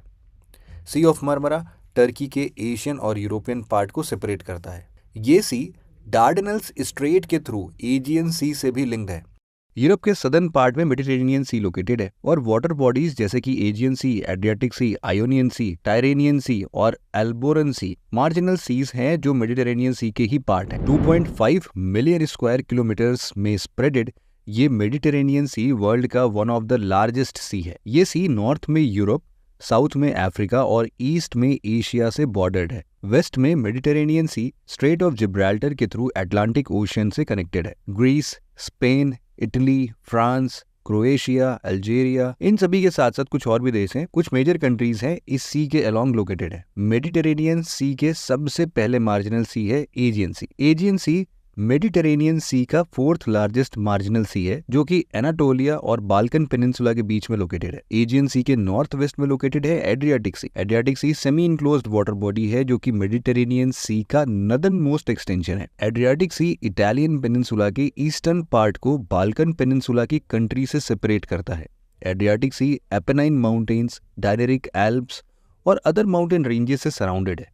इस सी के around Italy, Croatia, Albania, Montenegro, Slovenia, Bosnia और हर्जगोविना जैसे कंट्रीज लोकेटेड हैं। एड्रियाटिक सी के साउथ में मेडिटेरेनियन सी का एक और मार्जिनल सी है आयनियन सी। स्ट्रेट ऑफ ओट्रांटो एड्रियाटिक सी को आयनियन सी से लिंक करता है, वहीं स्ट्रेट ऑफ मेसिना आयोनियन सी को टायरेनियन सी से जोड़ता है। टायरेनियन सी मेडिटेरेनियन सी का ही एक पार्ट है, जो इटालियन पेनिनसुला, सार्डिनिया आइलैंड और कॉर्सिका आइलैंड्स के बीच में लोकेटेड है। सिसिली, एल्बा टायरेनियन सी में ही लोकेटेड है। मेडिटेरेनियन सी के साउथ वेस्ट एक्सटेंशन है अल्बोरन सी, जो कि आइबेरियन पेनिनसुला और अफ्रीका कॉन्टिनेंट के नदर्न पार्ट के बीच में लोकेटेड है। अल्बोरन सी वेस्ट में ब्रिटिश ओवरसीज टेरिटरी जिब्राल्टर से, नॉर्थ में स्पेन से और साउथ में अल्जीरिया और मोरक्को से बॉर्डर्ड है। अल्बोरन सी के एक्सट्रीम वेस्टर्न एंड पर लाई करने वाला स्ट्रेट ऑफ जिब्राल्टर मेडिटेरेनियन सी को अटलांटिक ओशन से कनेक्ट करता है। अल्बोरन सी बॉटल नोज डॉल्फिन्स की लार्जेस्ट पॉपुलेशन को होस्ट करता है। इसके साथ ही ये रीजन लॉगरहेड टर्टल्स का क्रिटिकल फीडिंग ग्राउंड भी है। दोस्तों, ये तो रही यूरोप के साउथ में लोकेटेड वाटर बॉडीज की बात। अब बात करते हैं यूरोप में कॉन्टिनेंट के वेस्टर्न बॉर्डर पर लोकेटेड वाटर बॉडीज की। दोस्तों, ये तो रही यूरोप के साउथ में लोकेटेड वाटर बॉडीज की बात।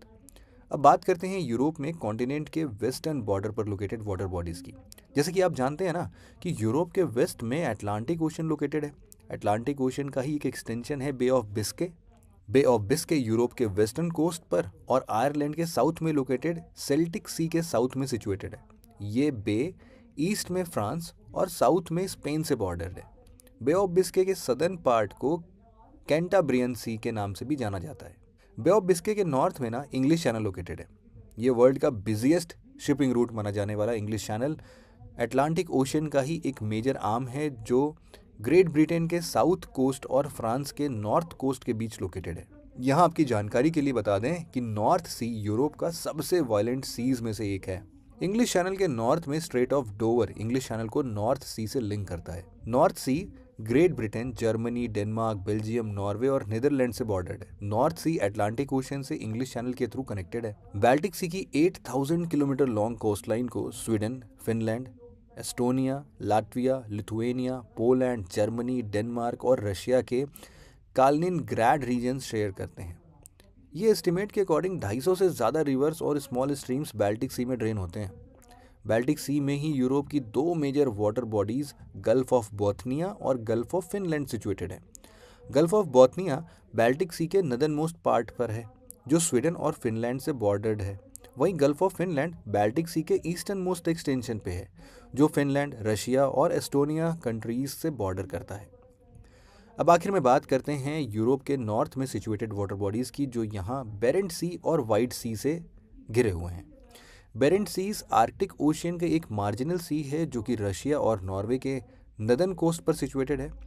बेरेंट सी स्वालबार्ड आर्चिपेलागो, कोला पेनिनसुला, नॉर्वीजियन और ग्रीनलैंड सी से बाउंडेड है। इसके अलावा बेरेंट सी में पेट्रोलियम और नेचुरल गैस जैसे बहुत सारे हाइड्रोकार्बन्स का वास्ट रिजर्व लोकेटेड है। वहीं अगर बात की जाए वाइट सी की, तो वाइट सी बेरेंट सी का ही सदर्न आर्म है, जो रशिया के नॉर्थ वेस्टर्न कोस्ट पर सिचुएटेड है। गोरलो स्ट्रेट इसे बेरेंट सी से लिंक करती है, वहीं वाइट सी कैनाल इसे बाल्टिक सी से जोड़ देती है। दोस्तों, अब तक तो आपको पता चल ही गया होगा कि यूरोप की ज्योग्राफी बहुत कॉम्प्लेक्स और डाइवर्सिफाइड है, और इस वजह से इसका जियोपॉलिटिकल सिग्निफिकेंस भी काफ़ी ज़्यादा है। अमेरिका, अफ्रीका, यूरोप के भ्रमण के बाद अब हम पहुंच चुके हैं वर्ल्ड के उस जगह पर जहां से ह्यूमन सिविलाइजेशन की शुरुआत हुई। जी हाँ, सही पहचाना आपने, हम बात कर रहे हैं मिडिल ईस्ट एशिया के बारे में। हिस्टोरिकली मिडिल ईस्ट टर्म जो है ये 19th सेंचुरी में ओरिजिनेट हुआ था, जिसे यूरोपियन पावर्स द्वारा कॉइन किया गया था। असल में मिडिल ईस्ट टर्म का यूज यूरोपियंस द्वारा यूरोप और साउथ एशिया के बीच के रीजन को as a transition zone refer करने के लिए किया गया था। खैर, मिडिल ईस्ट एक बहुत डाइवर्स और जियोपॉलिटिकली सेंसिटिव रीजन है, जो अफ्रीका, एशिया और यूरोप के बीच का एक ब्रिज की तरह सर्व करने के अलावा वर्ल्ड के सबसे ज्यादा इंपॉर्टेंट ट्रेड रूट्स को भी होस्ट करता है। साउथ वेस्ट एशिया और नॉर्थ अफ्रीका तक फैले इस रीजन में Saudi Arabia, Iran, Turkey, Egypt, Israel, Iraq जैसे कई जियोपॉलिटिकल इंपॉर्टेंट कंट्रीज लोकेटेड है। अर्ली ह्यूमन सोसाइटी की डेवलपमेंट में इस रीजन के बहुत बड़े रोल होने की वजह से इसे क्रैडल ऑफ सिविलाइजेशन भी कहा जाता है। मिडिल ईस्ट रीजन इस्लाम, जुडाइज्म, क्रिश्चियनिटी एटसेट्रा जैसे वर्ल्ड के मेजर अब्राहमिक रिलीजियंस का बर्थ प्लेस है और इसी वजह से यह रीजन लाखों करोड़ों लोगों के लिए रिलीजियस रीजंस के पर्सपेक्टिव से भी इंपॉर्टेंट है। इस रिलीजियस डाइवर्सिटी से पनपे कन्फ्लिक्ट्स ने इस रीजन की हिस्ट्री को शेप दिया है। आज वर्ल्ड के मेजर एथनिक और रिलीजियस कॉन्फ्लिक्ट्स जैसे इजराइल पैलेस्टीन कॉन्फ्लिक्ट, शिया सुन्नी कॉन्फ्लिक्ट्स, इस तरीके के ऐसे कई सारे और भी कॉन्फ्लिक्ट्स इस रीजन के रिलीजियस सिग्निफिकेंस की वजह से ही शुरू हुए हैं, जिन्हें हम आगे इसी वीडियो में देखेंगे। रिलीजियस सिग्निफिकेंस के साथ साथ इस रीजन का हिस्टोरिकल सिग्निफिकेंस भी काफी ज्यादा है।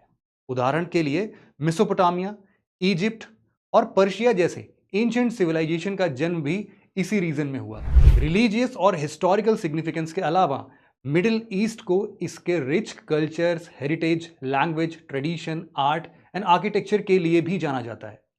इस रीजन में वेरियस रिलीजन्स के साथ साथ अरब, पर्शियंस, टर्किश और कुर्द जैसे एथनिक ग्रुप्स को एग्जिस्ट करते हैं, जिससे यह रीजन एथनिक वायलेंस और कॉन्फ्लिक्ट का हॉटस्पॉट बनता जाता है। इसके अलावा यहां के rich oil reserves, territorial disputes और पावर स्ट्रगल की वजह से इजराइल, टर्की, इजिप्ट, सऊदी अरब, ईरान जैसे कंट्रीज यहां के रीजनल कॉन्फ्लिक्ट्स में हमेशा उलझे रहते हैं। रिसेंट ईयर्स में इजराइल पैलेस्टीन वॉर, आईएसआईएस का rise, Syrian civil war, Yemen civil war, ऐसी तमाम क्राइसिस ने इस रीजन को इंटरनेशनल जियोपॉलिटिक्स का फोकल पॉइंट बना दिया है। दोस्तों, हमारा आज का डिस्कशन इसी मिडिल ईस्ट के ऊपर ही है। इस वीडियो में हम मिडिल ईस्ट की एक ब्रीफ हिस्ट्री, इसकी ज्योग्राफी और कंटेम्पररी वर्ल्ड में इसके जियोपॉलिटिकल इंपॉर्टेंस को समझेंगे और इंडिया के साथ इसके रिलेशंस को भी ब्रीफली एड्रेस करने की कोशिश करेंगे। तो शुरुआत करते हैं मिडिल ईस्ट की हिस्ट्री से। दोस्तों, जैसा कि हमने पहले भी बताया कि मिडिल ईस्ट को सभ्यताओं का पलना यानी क्रैडल ऑफ सिविलाइजेशन कहा जाता है, क्योंकि यहां से वर्ल्ड की अर्लीस्ट कॉम्प्लेक्स सोसाइटीज इमर्ज हुई है। एंशिएंट टाइम में इराक की टिग्रिस यूफ्रेट रिवर वैली में ओरिजिनेट हुई थी मेसोपोटामिया सिविलाइजेशन और इसी सिविलाइजेशन से सुमेरियंस, अक्काडियंस और बेबीलोनियंस का भी राइज हुआ। और यहां पर इजिप्ट की नील रिवर वैली ही है जिसने एंशिएंट इजिप्शियन सिविलाइजेशन को भी जन्म दिया। बाद में इन सिविलाइजेशंस में एग्रीकल्चर, लॉ, आर्किटेक्चर जैसे कई सारे फील्ड्स में सिग्निफिकेंट डेवलपमेंट देखा गया। ऐसा कहा जाता है कि बेबीलोनियंस ने बेबीलोन में फेमस हैंगिंग गार्डन भी यहीं बिल्ड किया था। इसके बाद इस रीजन में ईरान का पर्शियन एम्पायर का उदय हुआ, जिसमें साइरस द ग्रेट ने 6th सेंचुरी बीसी में कैमेनिड एम्पायर को बिल्ड किया, जो Asia minor, Egypt, middle east से लेकर इंडस वैली तक फैला हुआ था। इनके सक्सेसर पार्थियंस और सैसनिड्स ने पर्शियन इन्फ्लुएंस को इस रीजन में कंटिन्यू किया। 7th सेंचुरी में अरेबियन पेनिनसुला में हमारे प्रोफेट मोहम्मद की टीचिंग से इस्लाम का उदय हुआ। राशिदुन और उमैयद कैलिफेट्स के अंदर इस्लाम इस पूरे रीजन में तेजी से फैला। इस्लाम के थ्रू यहाँ के वेरियस अरेबियन ट्राइब्स यूनाइट हुए और उन्होंने स्पेन से लेके पर्शिया तक की टेरिटरी को कॉन्कर कर लिया। उमैयद डायनेस्टी को 750 एडी में अब्बासिड डायनेस्टी ने ओवरटेक किया और उन्होंने अपनी कैपिटल बगदाद में स्टैब्लिश की। अब्बासिड डायनेस्टी ने हाउस ऑफ विजडम जैसे इंस्टीट्यूट के थ्रू एंशिएंट वर्ल्ड के नॉलेज को प्रिजर्व किया और एडवांस करने में एक क्रूशियल रोल प्ले किया। मिडिवल एरा, मिडिल एजेस में यानी 11th से 13th सेंचुरी के बीच यूरोपियन, क्रिश्चियंस और मुस्लिम के बीच कई सारे वॉर्स हुए, जिसे हिस्ट्री में क्रूसेड्स के नाम से जाना जाता है। इन वॉर्स ने इस रीजन की ज्योग्राफिकल बाउंड्रीज को शेप देने में एक अहम भूमिका निभाई थी। यहाँ की होली लैंड्स को मुस्लिम रूल से रिकैप्चर करने के लिए हुए इन वॉर्स ने जेरूसलम को इन मिडिल ईस्ट का फोकल पॉइंट बना दिया, जो कि इस्लाम, क्रिश्चियनिटी और जुडाइज्म इन तीनों रिलीजियंस का होली प्लेस है। 13th सेंचुरी के एंड आते आते मिडिल ईस्ट में ऑटोमन एम्पायर का राइज हुआ। इस एम्पायर ने 1400 एडी से फर्स्ट वॉर तक इस रीजन को डोमिनेट किया। ऑटोमन एम्पायर ने अपनी टेरिटरी को नॉर्थ अफ्रीका से मिडिल ईस्ट और यूरोप के कुछ पार्ट्स तक स्प्रेड किया और करीब 600 सालों तक रूल किया। इस एम्पायर को इसके कल्चरल अचीवमेंट्स के लिए जाना जाता है, लेकिन 19th सेंचुरी में इसके डिक्लाइन से यूरोपियन पावर्स इस रीजन को इन्फ्लुएंस करने लगे और ऐसा करते हुए इवेंचुअली मिडिल ईस्ट के कुछ पार्ट्स को अपना कॉलोनी भी बना लिया। फिर आगे चलकर 19th सेंचुरी में ब्रिटिश और फ्रेंच ने मिडिल ईस्ट पर अपने कंट्रोल को एक्सटेंड किया। 1916 में ब्रिटिश और फ्रेंच ने साइक्स पाइकट एग्रीमेंट साइन किया। इस एग्रीमेंट का मकसद दोनों कंट्रीज द्वारा मिडिल ईस्ट में अपने इन्फ्लुएंस रीजन को सेपरेट करना था।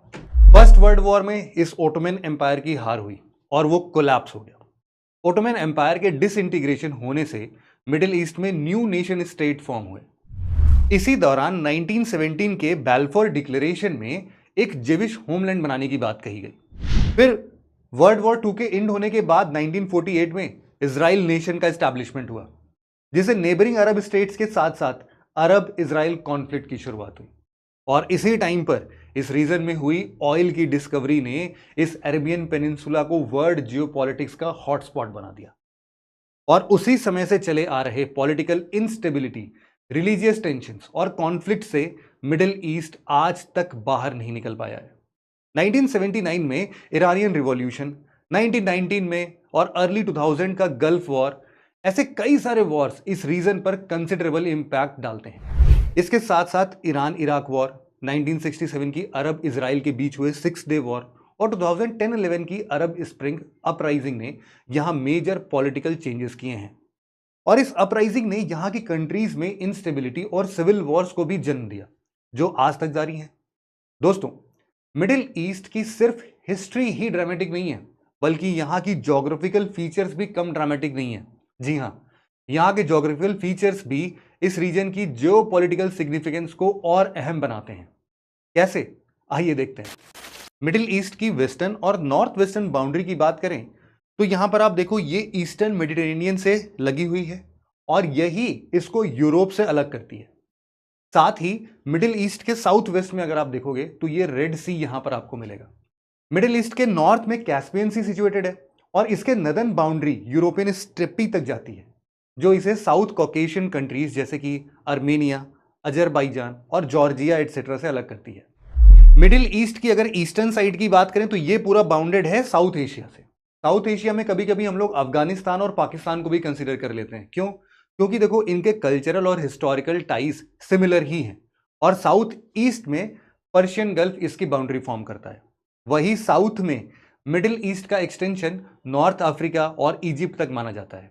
हालांकि बॉर्डर डेफिनेशन में मिडिल ईस्ट की साउथ बाउंड्री का एक्सटेंशन सूडान और लीबिया तक माना जाता है। यहां पे गल्फ ऑफ एडन और ये पूरा अरेबियन सी इसकी साउथ बाउंड्री फॉर्म करते हैं। सब रीजन्स ऑफ मिडिल ईस्ट। इसके अलावा इस पूरे मिडिल ईस्ट रीजन को हम लोग 3 सब रीजन्स में भी डिवाइड करके पढ़ सकते हैं, जिसमें से पहला है ये अरेबियन पेनिनसुला। उसके बाद उधर साइड में आप देखोगे लेवेंट रीजन और एक पूरा ऐसे फर्टाइल क्रीसेंट बनता है। ये 3 रीजन है। सबसे पहले अगर इस अरब पेनिनसुला की बात करें तो इसे अरब वर्ल्ड का हार्ट माना जाता है, दिल माना जाता है, जिसमें Saudi Arab, Yemen, Oman, United Arab Emirates मतलब कि यूएई, कतर, बहराइन और कुवैत जैसे कंट्रीज शामिल हैं। वहीं ईस्टर्न मेडिटेरेनियन सी पर सिचुएटेड ये लेवेंट रीजन जो है ना, यहाँ पर इजराइल, जॉर्डन और सीरिया जैसे कंट्रीज आते हैं। और फाइनली क्रीसेंट रीजन की जो हम बात कर रहे थे, वहां पर ईस्टर्न मेडिटेरेनियन से पूरा ये टिग्रिस यूफ्रेट तक का एक स्ट्रेच्ड फर्टाइल लैंड है। इसकी पूरी ये जो स्ट्रिप है, इसको हम लोग क्रीसेंट रीजन बोलते हैं। इस पूरे सब रीजन के अंदर इराक, ईरान और टर्की के कुछ पार्ट शामिल किए जा सकते हैं। ये सब रीजन मिडिल ईस्ट के कल्चरल और हिस्टोरिकल आइडेंटिटी के पर्सपेक्टिव से काफी सिग्निफिकेंट माना जाता है। मिडिल ईस्ट के ज्योग्राफी का एक इंपॉर्टेंट एस्पेक्ट ये है कि यहाँ ज्योग्राफिकल फीचर्स हाईली वेरीड हैं, मतलब कि बहुत ज्यादा चेंज होते हैं।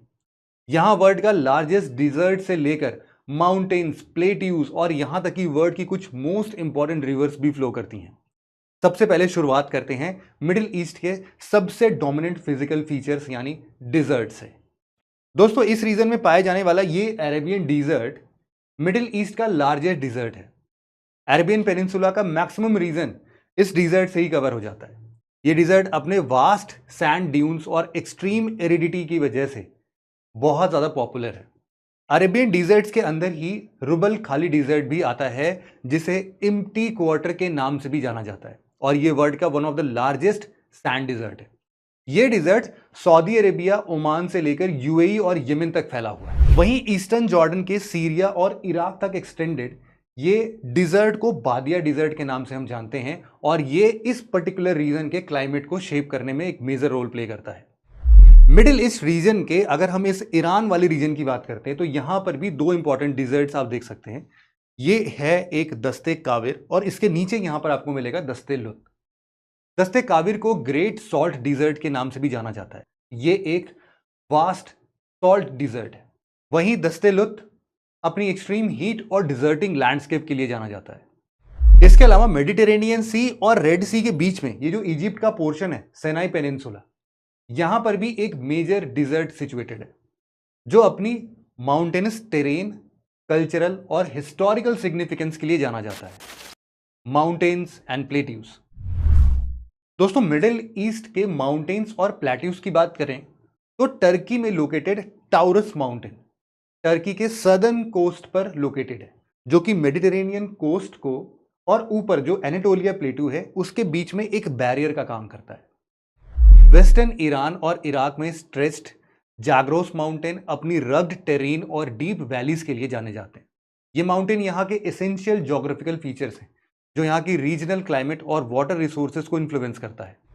कैस्पियन सी यहाँ पर है, और इसके सदर्न में ये जो ईरान है, इसके बीच में एल्बर्ज माउंटेन्स आते हैं, और ये एल्बर्ज माउंटेन्स अपनी हाई पीक्स के लिए जाने जाते हैं। इसी माउंटेन रेंज पर एशिया का हाईएस्ट वॉल्केनो माउंट डैमावंट पाया जाता है। इसके अलावा यूएई मतलब कि यूनाइटेड अरब एमिरेट्स और ईस्टर्न ओमान में सिचुएटेड हजार माउंटेन्स अरेबियन पेनिनसुला का एसेंशियल ज्योग्राफिकल फीचर है।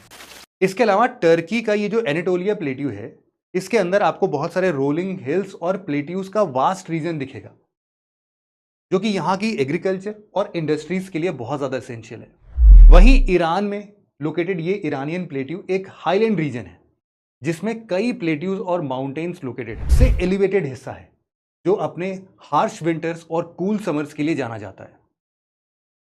Reverse and other important geographical features. अब बात करते हैं मिडिल ईस्ट से फ्लो हो रहे इंपॉर्टेंट रिवर्स के बारे में। इसमें दो सबसे मेजर इंपॉर्टेंट रिवर्स हैं, टिग्रिस और यूफ्रेट्स। ये दो रिवर्स टर्की, सीरिया और इराक के थ्रू फ्लो करती हैं। इन्हीं रिवर्स के बैंक्स पर एंशिएंट मेसोपोटामिया सिविलाइजेशन भी ओरिजिनेट हुआ था।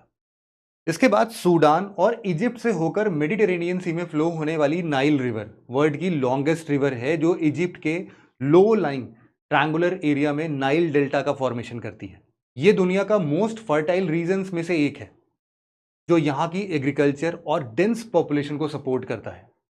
मिडिल ईस्ट से होकर फ्लो होने वाले रिवर्स में एक इंपॉर्टेंट रिवर है रिवर जॉर्डन। ये रिवर इजराइल और इसके ईस्टर्न अरब कंट्रीज जो हैं वहां जैसे सीरिया और जॉर्डन के बीच बॉर्डर्स फॉर्म करती है। ये रिवर सी ऑफ गैलिली से फ्लो होते हुए डेड सी में ड्रेन होती है।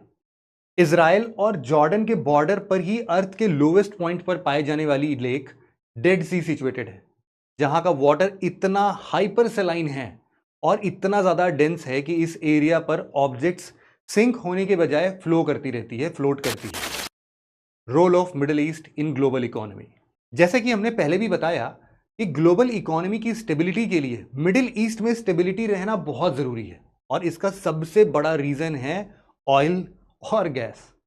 हालांकि ऑयल के अलावा ये रीजन गोल्ड, ऑटोमोबाइल्स, डायमंड ऐसे कई सारी चीजों के लिए भी फेमस है। रीसेंट डेटा के अकॉर्डिंग 2021 में मिडिल ईस्ट कंट्रीज के टोटल एक्सपोर्ट्स की वैल्यू 1.3 ट्रिलियन डॉलर्स थी, और ऐसे में इस रीजन का स्टेबल रहना ग्लोबल एनर्जी सिक्योरिटी और ग्लोबल सप्लाई चेन के लिए बहुत ही ज्यादा इंपॉर्टेंट है। यही वजह है कि ग्लोबल सुपर पावर्स यहां अपना इन्फ्लुएंस बनाए रखने की कोशिश करते रहते हैं। मिडिल ईस्ट में यूएई 296 बिलियन डॉलर्स के साथ टॉप एक्सपोर्टर बना हुआ है, जो कि मेनली ऑयल, गोल्ड, डायमंड और ज्वेलरी का एक्सपोर्ट कर रहा है। इसके अलावा Syria, Iraq, Saudi Arabia, Yemen, Oman, Egypt, ऐसे कई सारे देश हैं जो कि ऑयल और नेचुरल गैस के टॉप एक्सपोर्टर्स हैं। दोस्तों, ग्लोब पर शायद ही कोई ऐसा रीजन है जो मिडिल ईस्ट जितना जियोपॉलिटिकल इंपॉर्टेंस रखता है। इसकी strategic location, vast energy resources, historical और रिलीजियस इंपॉर्टेंस और रीजनल कॉन्फ्लिक्ट्स की कॉम्प्लेक्स वेब इस रीजन को वर्ल्ड का जियोपॉलिटिकल हॉट बेड बना देते हैं। India's geopolitical relations with middle east. दोस्तों, ये तो बात हो गई ग्लोबल सुपर पावर्स की, लेकिन मिडिल ईस्ट इंडिया के लिए क्या सिग्निफिकेंट रोल प्ले करता है? इंडिया इस रीजन में किस तरीके से या फिर कहां कहां इन्वॉल्व है, आइए समझते हैं। इंडिया में इराक, ईरान और गल्फ स्टेट्स के साथ ट्रेड और लोगों का माइग्रेशन सेंचुरीज से होता आ रहा है। मिडिल ईस्ट इंडिया के लिए ऑयल और नेचुरल गैस का भी सिग्निफिकेंट सोर्स है और इंडिया के बिजनेस कम्युनिटीज द्वारा यहां हैवी इन्वेस्टमेंट किए गए हैं। इंडिया से भी substantial workforce in middle east region में काम कर रहे हैं, जो यहां से हैवी रेमिटेंस वापस इंडिया भेजते हैं। यानी इससे हमें यह पता चलता है कि मिडिल ईस्ट इंडिया के फॉरेक्स रिजर्व के लिए भी काफी इंपॉर्टेंट है। आप मिडिल ईस्ट में काम कर रहे इंडियन इमिग्रेंट्स का अंदाजा इस बात से ही लगा सकते हैं कि केवल यूएई में इंडियन इमिग्रेंट्स की संख्या 4 मिलियन के आसपास है। साथ ही इंडिया यूएई, सऊदी अरेबिया और इजराइल के साथ डिफेंस और सिक्योरिटी कोलैबोरेशन कर रहा है, जो इंडिया के स्ट्रैटेजिक अलायंस और डिफेंस के लिए भी बहुत ज्यादा इंपॉर्टेंट है। अभी हाल ही में चाइना के बेल्ट एंड रोड इनिशिएटिव्स को काउंटर करने के लिए इंडिया द्वारा एक pan middle east economic corridor का डिक्लेरेशन किया गया है। इसे India middle east Europe economic corridor का नाम दिया गया है। इस इकोनॉमिक कॉरिडोर में USA, UAE, Saudi Arabia, European union, Italy, France, Germany शामिल है। इस कॉरिडोर के बिल्ड होने और सस्टेन करने के लिए मिडिल ईस्ट में स्टेबिलिटी और इंडिया के साथ बाइलेटरल रिलेशन अच्छा रखना बहुत जरूरी है। तो दोस्तों, जैसा कि अभी इस कॉम्प्लेक्स इक्वेशन से अब तो आप समझ ही गए होंगे कि ना सिर्फ यूएसए, रशिया या चाइना, बल्कि इंडिया भी इस रीजन में स्टेबिलिटी पाने के लिए बहुत सारी कोशिशें कर रहा है। लेकिन जैसे अभी हमास और इजराइल के बीच हम लोगों ने युद्ध देखा, आगे चलते हुए भी न जाने कितने ऐसे युद्ध पड़े होंगे। और स्टेबिलिटी तो बस एक वर्ड है। हम लोग ऐसा हमेशा बोलते हैं ना कि कहने और करने में बहुत अंतर है। तो इसके लिए अब आगे आने वाला टाइम ही हमें बताएगा कि ये रीजन कितना स्टेबल है और इंडिया को ग्लोबल पावर्स में शामिल करने के लिए कितना इंपॉर्टेंट रोल प्ले करता है। मिडिल ईस्ट के थ्रिलिंग हिस्ट्री और ज्योग्राफी के बाद अब हम आ चुके हैं वर्ल्ड के सबसे पॉपुलिस्ट रीजन यानी साउथ ईस्ट एशिया में। तो चलिए देखते हैं यहाँ के ज्योग्राफिक फीचर्स को भी। South east Asia and its location. Geographical location की बात करें तो south east Asia 10 degree north से 10 डिग्री साउथ लैटिट्यूड और 90 डिग्री ईस्ट से लेकर 150 डिग्री ईस्ट लॉन्गिट्यूड्स के बीच में लाई करता है। इंपॉर्टेंट नहीं है इसको जानना, बट हाँ बहुत इजी टर्म्स हैं, इसलिए आपको हमेशा याद रहेगा। साउथ ईस्ट एशिया, जिसे SEA का एक्रोनिम भी दिया जाता है, एशिया का एक वास्ट सब रीजन है। अगर ग्लोब पर इसकी बाउंड्रीज को मार्क किया जाए तो इंडिया और बांग्लादेश को साउथ ईस्ट एशिया की वेस्टर्न बाउंड्री माना जाएगा। वहीं साउथ ईस्ट एशिया की नदर्न बाउंड्री का एक्सटेंट साउथ चाइना तक, जिसमें यूनान प्रोविंस और तिब्बत के पार्ट्स भी शामिल हैं। इसके साथ ही साउथ ईस्ट एशिया की ईस्टर्न बाउंड्री पैसिफिक ओशन के वेस्टर्न शोर्स तक एक्सटेंडेड है। साउथ ईस्ट एशिया की सदर्न बाउंड्री ऑस्ट्रेलिया के नदर्न कोस्ट और न्यू गिनिया के वेस्ट तक कंसिडर की जाती है। इस पूरे साउथ ईस्ट एशिया रीजन को 2 मेजर ज्योग्राफिकल रीजन्स में डिवाइड किया जाता है। पहला है एशियन मेनलैंड और इसके ईस्ट और साउथ ईस्ट में लोकेटेड आइलैंड आर्क्स और आर्चीपेलेगोस, जिसे इंसुलर रीजन भी कहा जाता है। दोस्तों, आर्चीपेलेगो का मतलब होता है कि आइलैंड्स का एक लंबा चेन जो चारों ओर से ओपन सी और गल्फ से सराउंडेड होता है। आपको साउथ ईस्ट एशिया और कैरिबियन सी में ऐसे बहुत सारे आर्चीपेलेगोस देखने को मिल जाएंगे। खैर, साउथ ईस्ट एशियन मेनलैंड को 2 पेनिनसुलर मिलकर फॉर्म करते हैं, जिनका नाम है इंडो चाइना पेनिनसुला और मलय पेनिनसुला। मेनलैंड से 1100 किलोमीटर साउथ में मलय पेनिनसुला सिचुएटेड है। Malay peninsula Indo China peninsula के साउथ में नैरो स्ट्रिप में मुड़ी हुई फिंगर की तरह दिखता है। मलय पेनिनसुला जियोलॉजिकली मेनलैंड का ही पार्ट है, लेकिन ये सराउंडिंग आइलैंड्स के साथ इकोलॉजिकल और कल्चरल सिमिलैरिटीज भी शेयर करता है और दोनों रीजन्स के बीच एक ब्रिज की तरह फंक्शन करता है। साउथ ईस्ट एशियन मेनलैंड में लोकेटेड कंट्रीज की बात करें तो इसमें Cambodia, Laos, Myanmar, Thailand, Vietnam और मलय पेनिनसुला के सदर्न टिप पर situated small city state Singapore शामिल है। इस मेन लैंड पर इंडिया और चाइना का बहुत स्ट्रॉन्ग सोशो कल्चरल इन्फ्लुएंस होने की वजह से इसे इंडो चाइना पेनिनसुला भी कहा जाता है। इस रीजन में सिचुएटेड वर्ल्ड की 4th मोस्ट पॉपुलस कंट्री यानी मलेशिया साउथ ईस्ट एशिया के मेनलैंड और इंसुलर दोनों रीजन्स में फैला हुआ है। ये कंट्री मलय पेनिनसुला से लेकर ईस्ट में बोर्नियो आइलैंड तक स्ट्रेच्ड है। साउथ ईस्ट एशिया के इंसुलर रीजन यानी आइलैंड्स वाले एरिया की बात करें तो इसमें ब्रूनेई, इंडोनेशिया, सिंगापुर और फिलीपींस शामिल है।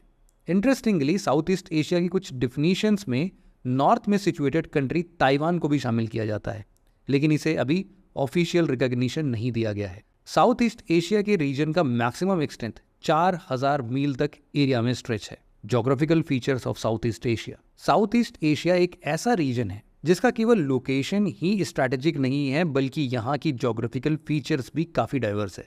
यहाँ के ज्योग्राफिकल फीचर्स की बात करें तो म्यांमार और चाइना के बॉर्डर पर situated mount Hkakabo mainland south east Asia का हाईएस्ट पीक है और ये नदर्न म्यांमार के कचिन प्रोविंस में लोकेटेड है। जैसा कि हमने पहले भी बताया कि south east Asia mainly islands और पेनिनसुलर का रीजन है, जिसका मतलब है कि यहाँ के ज़्यादातर कंट्रीज सी फेसिंग हैं। लेकिन आपको हम बता दें कि लाओस यहाँ का एकमात्र लैंड लॉक्ड कंट्री है। ये कंट्री मेनलैंड पेनिनसुला में लोकेटेड है और ये चाइना, वियतनाम, म्यांमार, थाईलैंड और कंबोडिया के साथ अपना बॉर्डर शेयर करता है। साउथ ईस्ट एशियन नेशन की यूनिक ज्योग्राफी और लोकेशन होने की वजह से यहाँ के इश्यूज और इंटरेस्ट भी यूनिक हैं।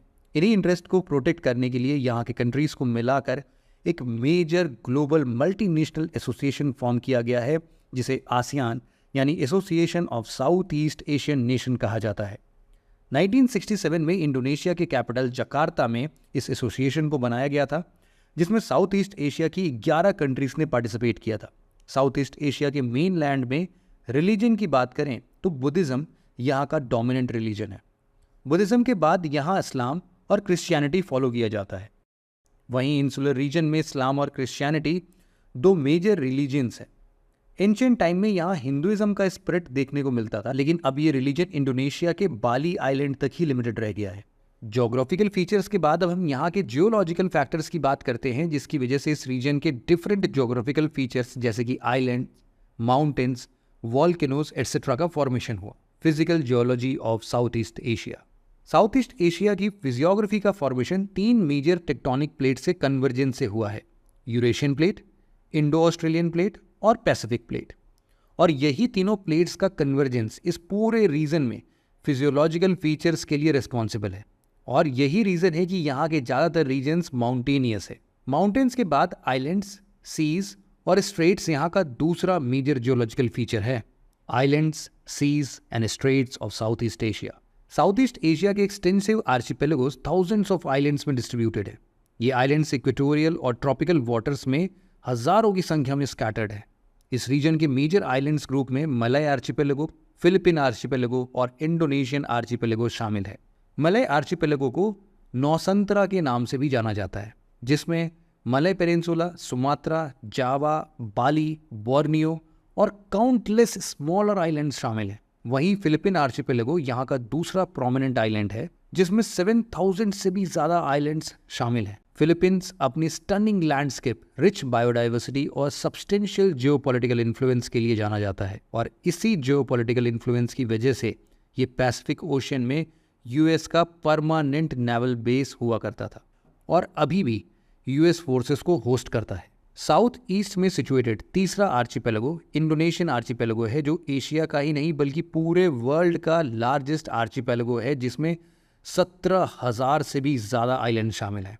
इंडोनेशिया की मैरीटाइम टेरिटरी काफ़ी वास्ट है, जो वेस्ट में सुमात्रा आइलैंड से लेकर ईस्ट में पैपुआ आइलैंड तक स्प्रेडेड है। ये आर्चिपेलागो ज्योग्राफिक मार्वल होने के साथ ही ट्रेड और कॉमर्स का भी स्ट्रेटेजिक क्रॉसरोड है, क्योंकि यहाँ से बहुत से इंपॉर्टेंट इंटरनेशनल ट्रेड्स सी लेन्स पास होते हैं। वहीं अगर बात करें साउथ ईस्ट एशिया में सिचुएटेड वाटर बॉडीज़ की, तो यहाँ के सीज रीजनल और ग्लोबल ट्रेड के लिए काफ़ी क्रिटिकल माने जाते हैं। China, Vietnam, Philippines, Malaysia, Brunei और इंडोनेशिया से सराउंडेड साउथ चाइना सी वर्ल्ड का मेजर मैरीटाइम थॉरोफेयर है। लेकिन फिलहाल चाइना के अग्रेसिव मैरीटाइम क्लेम्स और बढ़ते मैरीटाइम डिस्प्यूट्स की वजह से ये सी मेजर पावर्स जैसे चाइना, यूएस, रशिया और इंडिया के बीच पावर प्रोजेक्शन का एक फ्लैश पॉइंट बना हुआ है। ये maritime disputes mainly south China sea में सिचुएटेड स्पार्सली आइलैंड और पैरासेल आइलैंड्स के ऊपर क्लेम्स को लेकर है। जावा और बोर्नियो के बीच सिचुएटेड जावा सी साउथ ईस्ट एशिया की एक और सिग्निफिकेंट वाटर बॉडी है।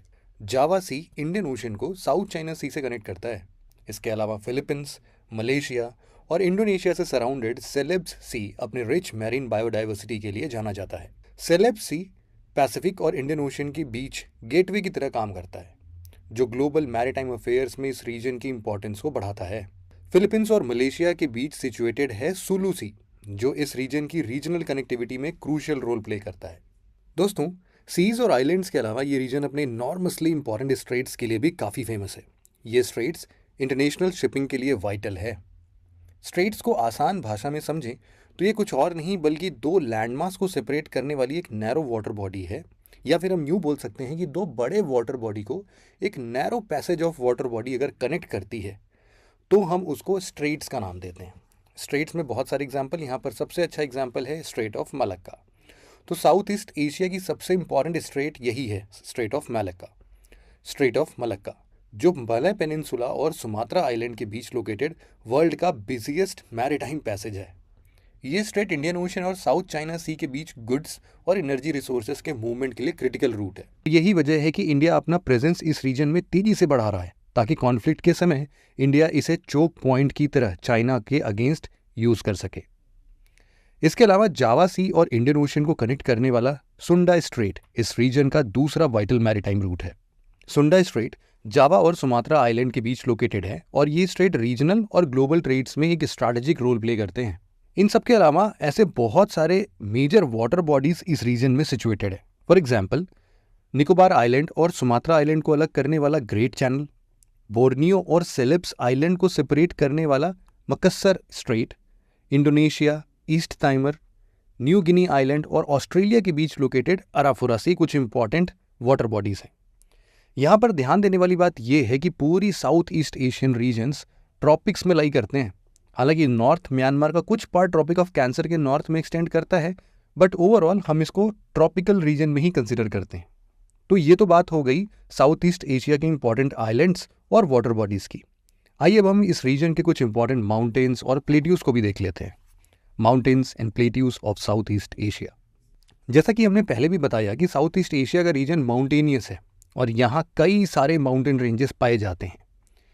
ये माउंटेन्स यहाँ की ज्योग्राफिकल और पॉलिटिकल बाउंड्रीज फॉर्म करते हैं, जिसे हम आगे देखेंगे। साउथ ईस्ट एशिया के नॉर्थ में सिचुएटेड इंडो चाइना पेनिनसुला के हाईलैंड्स इस रीजन को इंडिया और चाइना से सेपरेट करते हैं। मेनलैंड के साउथ और ईस्ट में 3 mountain ranges north to south direction में पैरेलली स्प्रेडेड है और ये यहाँ की कंट्रीज के बीच नेचुरल बैरियर्स फॉर्म करते हैं। इन 3 रेंजेस में पहला है वेस्टर्न म्यांमार में सिचुएटेड अराकान योमा रेंज। इसी के पैरेलल और ईस्ट की तरफ बिलाउकटाउन रेंज सिचुएटेड है, जो म्यांमार और थाईलैंड के बॉर्डर्स के अलॉन्ग स्प्रेडेड है। और इसके ईस्ट में अन्नम माउंटेन रेंज लोकेटेड है, जो लाओस और कंबोडिया को वियतनाम से सेपरेट करते हैं। मेनलैंड साउथ ईस्ट एशिया में ही शान प्लेट्यू सिचुएटेड है। ये प्लेट्यू ईस्टर्न म्यांमार में नॉर्थ टू साउथ की डायरेक्शन में 250 माइल्स तक की डिस्टेंस में स्प्रेडेड है और इसका एवरेज एलिवेशन लगभग 3000 फीट तक का है। मेन लैंड रीजन का ज़्यादातर हिस्सा इंडियन सब कॉन्टिनेंट और यूरेशियन प्लेट के कॉन्टिन्यूड कोलिजन से ही बना है, जो लगभग 50 मिलियन सालों से लेकर आज तक लगातार चल रहा है। लेकिन फिर भी साउथ ईस्ट एशिया का मेन लैंड जियोलॉजिकल पर्सपेक्टिव से रिलेटिवली स्टेबल है। वहीं अगर हम बात करें इंसुलर साउथ ईस्ट एशिया की, तो ये आइलैंड्स टेक्टोनिक प्लेट बाउंड्रीज के कारण फॉर्म हुए हैं और इस वजह से यहाँ ज़्यादा जियोलॉजिकल इंस्टेबिलिटी देखने को भी मिलते हैं। इस रीजन में सुंडा शेल्फ यहाँ का एक डोमिनेंट जियोलॉजिकल फीचर है। सुंडा शेल्फ एशियन कॉन्टिनेंट का एक पोर्शन है जो गल्फ ऑफ थाईलैंड से जावा सी की तरफ साउथ वार्ड एक्सटेंड करता है। यहाँ का शैलो वाटर्स इस रीजन के इनहैबिटेंट्स के लिए इंपॉर्टेंट है, जो उन्हें ट्रेड, कम्युनिकेशन और फिशिंग के लिए फैसिलिटीज प्रोवाइड करता है। यहाँ आपको एक बात बता दें कि साउथ ईस्ट एशिया के इंसुलर यानी आइलैंड रीजन के माउंटेन्स पैसिफिक ओशन में सिचुएटेड रिंग ऑफ फायर का ही पार्ट है। Ring of fire Pacific ocean में एक आर्क लाइक फॉर्मेशन है जो यहाँ लोकेटेड वॉल्केनिक और अर्थक्वेक प्रोन एरियाज को रिप्रेजेंट करता है। यहाँ आपको एक और बात बता दें कि इंसुलर रीजन के माउंटेन्स मेनली वॉल्केनिक नेचर के हैं और इसमें से कई वॉल्केनोस प्रेजेंट में भी एक्टिव हैं। इंडोनेशिया और फिलीपींस के कुछ आइलैंड्स इन वॉल्केनोस से बने क्रेटर्स को भी होस्ट करते हैं और ये क्रेटर्स टूरिस्ट के लिए एक इम्पॉर्टेंट अट्रैक्शन पॉइंट बन जाता है। वाटर बॉडीज और माउंटेन्स के बाद अब बात करते हैं साउथ ईस्ट एशिया के कुछ मेजर रिवर्स के बारे में। Reverse of South east Asia. दोस्तों, साउथ ईस्ट एशिया के रिवर्स इस रीजन की ज्योग्राफी, इकोलॉजी और कल्चरल हेरिटेज को शेप देने में क्रूशियल रोल प्ले करता है। इसके अलावा ये रिवर्स यहाँ के मिलियंस ऑफ पीपल के लाइवलीहुड के लिए भी काफ़ी क्रूशियल है। इस रीजन में फ्लो करने वाली Mekong river south east Asia की सबसे लॉन्गेस्ट और मोस्ट सिग्निफिकेंट रिवर है। आपको यहाँ पर यह बता देना बहुत ज़रूरी है कि यूपीएससी के प्रीलिम्स में मेकॉन्ग रिवर से कई बार सवाल ऑलरेडी पूछा भी जा चुका है। मेकॉन्ग रिवर का ओरिजिन टिबेटन प्लेट्यू में होता है और ये river China, Myanmar, Laos, Thailand, Cambodia और वियतनाम से फ्लो करती हुई साउथ चाइना सी में मर्ज हो जाती है। मेकॉन्ग रिवर से फॉर्म हुए डेल्टा बहुत ही फर्टाइल होते हैं और इसीलिए इस डेल्टाइक रीजन को rice bowl of South east Asia भी कहा जाता है। मेकॉन्ग रिवर इस रीजन के एग्रीकल्चर, ट्रांसपोर्टेशन, फिशरीज और लाइवलीहुड को सपोर्ट देने वाली एक इम्पॉर्टेंट लाइफलाइन है। मेकॉन्ग से ईस्टवर्ड जाने पर चाओ फ्राया रिवर थाईलैंड की मेजर रिवर है। थाईलैंड के हार्ट से होकर गल्फ ऑफ थाईलैंड में ड्रेन करने वाली ये रिवर ना सिर्फ एग्रीकल्चर और ट्रांसपोर्टेशन के लिए एसेंशियल है, बल्कि ये रिवर थाईलैंड की कल्चरल और हिस्टोरिकल बैकबोन भी है। थाईलैंड की कैपिटल सिटी बैंकॉक इसी रिवर पर सिचुएटेड है, जिसकी आप लोगों ने कितनी बार फोटो में ये नज़ारा देखा होगा, शेर के मुंह से पानी गिरता रहता है। इन दो रिवर्स के अलावा इरावदी रिवर भी इस रीजन का एक इम्पॉर्टेंट रिवर है। इरावदी ने म्यांमार की हिस्ट्री और कल्चर में एक पिवटल रोल प्ले किया है। म्यांमार की एंशिएंट सिटी बगान भी इसी रिवर के बैंक पर सिचुएटेड थी। आपने एक पोएट का नाम सुना होगा, फेमस इंग्लिश पोएट हैं रडयार्ड किपलिंग। उन्होंने इस रिवर पर एक famous poem the road to Mandalay भी लिखा है, जो ग्लोबल लिटरेचर में काफ़ी फेमस है और शायद आप लोगों ने भी पढ़ा ही होगा। इसके साथ ही टिबेटन प्लेट्यू से ओरिजिनेट होकर चाइना, म्यांमार और थाईलैंड से फ्लो होने वाली साल्वीन रिवर इस रीजन की one of the least undamped river है। इसका मतलब यह है कि इस रीजन की एकमात्र ऐसी रिवर है जिस पर कोई डैम नहीं बनाए गए हैं। इस रिवर का फ्री फ्लोइंग नेचर यहाँ की यूनिक इकोसिस्टम को सस्टेन करने में कंसिडरेबल रोल प्ले करता है। क्या आप ऐसी कोई रिवर और इमेजिन कर सकते हैं जिसको हमने इस तरीके से छोड़ रखा हो कि हाँ भाई यहाँ तो इकोसिस्टम फ्लरिश कर रहा है, डैम नहीं बनाते हैं? बहुत मुश्किल है। साल्वीन के बाद साउथ ईस्ट एशिया में लोकेटेड एक और इंपॉर्टेंट रिवर है रेड रिवर। रेड सी नहीं, रेड सी तो अलग जोन है, रेड रिवर है ये। चाइना में ओरिजिनेट होकर वियतनाम से फ्लो होने वाली रेड रिवर यहाँ रेड रिवर डेल्टा फॉर्म करती है और इसी रिवर बैंक पर एंशिएंट वियतनामीज कैपिटल को लोआ सिचुएटेड था। इसके साथ ही आर्चीपेलेगिक नेचर का इंडोनेशिया भी अपने आइलैंड्स पर न्यूमरस रिवर्स को होस्ट करता है। बोर्नियो आइलैंड की कपुआस रिवर इंडोनेशिया की लॉन्गेस्ट रिवर है, जो यहाँ के रेन फॉरेस्ट से होकर फ्लो करती है। इसके अलावा आपको एक और इम्पॉर्टेंट रिवर बस याद रखना है, सुमात्रा आइलैंड्स की मूसी रिवर। वहाँ पर एक सिटी है, सिटी ऑफ पैलेम्बंग। इसको वो जावा सी से कनेक्ट करने का काम करती है। साउथ ईस्ट एशिया की यूनिक जोग्राफिकल लोकेशन, यहाँ के diverse geographical features, rich biodiversity और इमेंस जियोपॉलिटिकल सिग्निफिकेंस इसे वर्ल्ड का one of the most important region बनाते हैं। लेकिन साथ ही रिसोर्सेस रिच और वर्ल्ड के दो इमर्जिंग पावर्स यानी इंडिया और चाइना से नज़दीक होने की वजह से ये ग्लोबल पावर्स के बीच बढ़ते कॉम्पिटिंग बिहेवियर के लिए वल्नरेबल बना रहता है। खैर, अब चलिए देख लेते हैं उस सवाल को जो हमने इस वीडियो के बिल्कुल शुरुआत में पूछा था।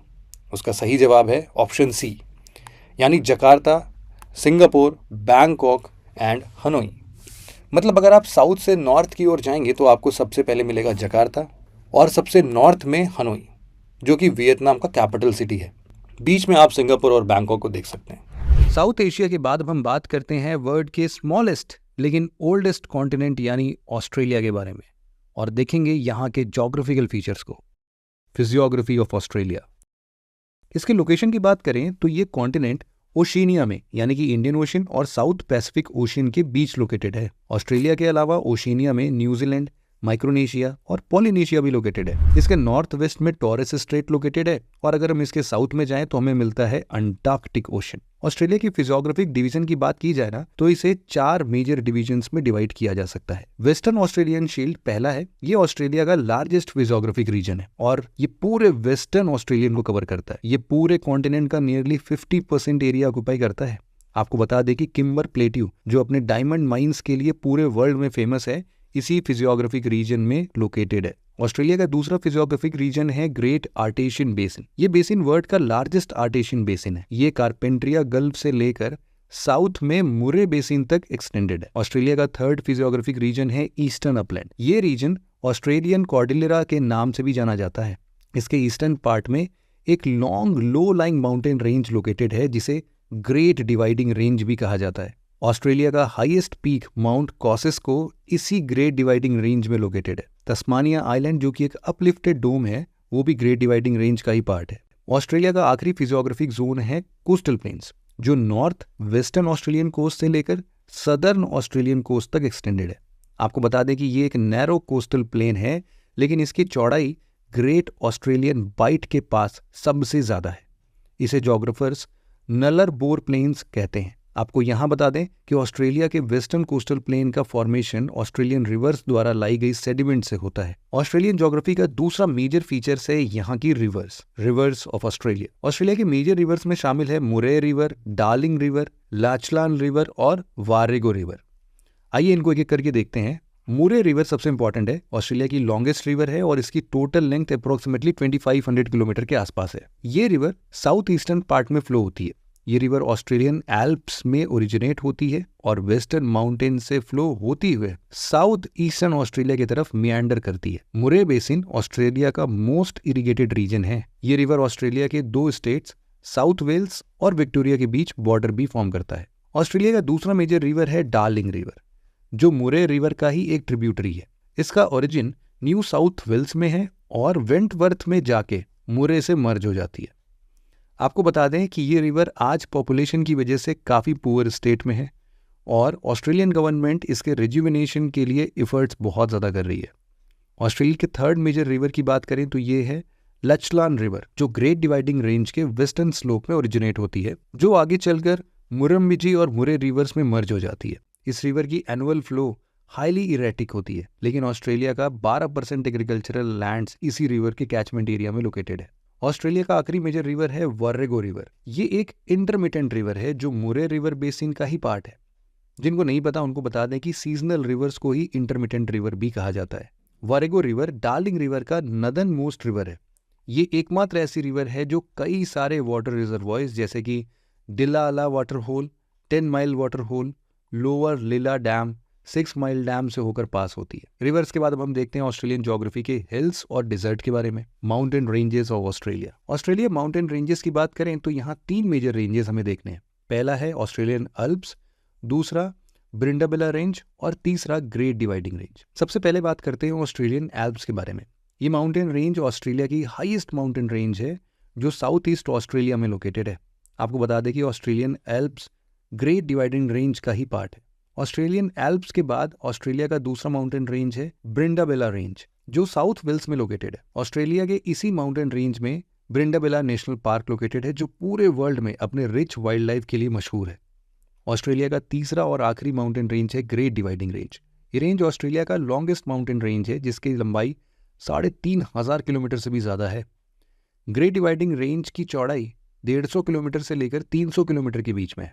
आपको बता दें कि ये रेंज कोई एक सिंगल माउंटेन रेंज नहीं है, बल्कि ये complex mountain ranges, plateaus, upland areas और स्कार्पमेंट की लंबी सीरीज है। दोस्तों, जैसे कि हमने पहले भी डिस्कस किया ना कि ऑस्ट्रेलिया माउंटेन रेंजेस रिवर्स के साथ साथ मेजर डिजर्ट्स के लिए भी जाना जाता है, तो आइए देख लेते हैं इसको भी। Deserts of Australia. बहुत कम लोगों को पता होगा कि ऑस्ट्रेलिया में एक बहुत बड़े टेरिटरी में काफ़ी कम बारिश होती है। इतनी कम बारिश होती है कि ऑस्ट्रेलिया का लगभग 35% एरिया डिजर्ट के बराबर है और इसी रीजन में वर्ल्ड के वेल नोन डिजर्ट लोकेटेड है। इस पूरे एरिया को collectively the Great Australian Desert के नाम से जाना जाता है। ऑस्ट्रेलिया का सबसे बड़ा डिजर्ट है ग्रेट विक्टोरिया डिजर्ट। ये डिजर्ट ऑस्ट्रेलिया के साउथ वेस्ट में लोकेटेड है। इसके नॉर्थ में गिब्सन डिजर्ट लोकेटेड है, जो ऑस्ट्रेलिया का एक मेजर डिजर्ट है। आपको बता दें कि कॉलोनियल पीरियड में ब्रिटिश गवर्नमेंट अपने एटॉमिक बॉम्ब्स इसी डिजर्ट में टेस्ट किया करते थे। ग्रेट विक्टोरिया डिजर्ट के बाद ऑस्ट्रेलिया का सेकेंड लार्जेस्ट डिजर्ट है द ग्रेट सैंडी डिजर्ट। ये डिजर्ट किम्बरली और पिलबिरा रीजन्स के बीच में लोकेटेड है। इस डिजर्ट के नॉर्थ में ट्रॉपिकल और जबकि साउथ में सब ट्रॉपिकल क्लाइमेट पाया जाता है। ग्रेट सैंडी डिजर्ट के बाद ऑस्ट्रेलिया का थर्ड लार्जेस्ट डिजर्ट है तनामी डिजर्ट। ये डिजर्ट नॉर्दर्न ऑस्ट्रेलिया में लोकेटेड है। इस डिजर्ट के टेरेन रॉकी हैं और यहाँ छोटे छोटे काफ़ी सारे हिल्स भी पाए जाते हैं। ये शायद ऑस्ट्रेलिया का मोस्ट इंपॉर्टेंट बायोजोग्राफिक रीजन भी है, क्योंकि ऑस्ट्रेलिया की इंडेंजर्ड और मोस्ट इंडेंजर्ड वेजिटेशन और वाइल्ड लाइफ स्पीशीज यहीं पाई जाती है। तो ये था एक ब्रीफ ओवरव्यू ऑस्ट्रेलिया और वर्ल्ड मैपिंग का। मिलते हैं आपसे एक और ऐसे ही इंटरेस्टिंग वीडियो के साथ, तब तक के लिए जय हिंद।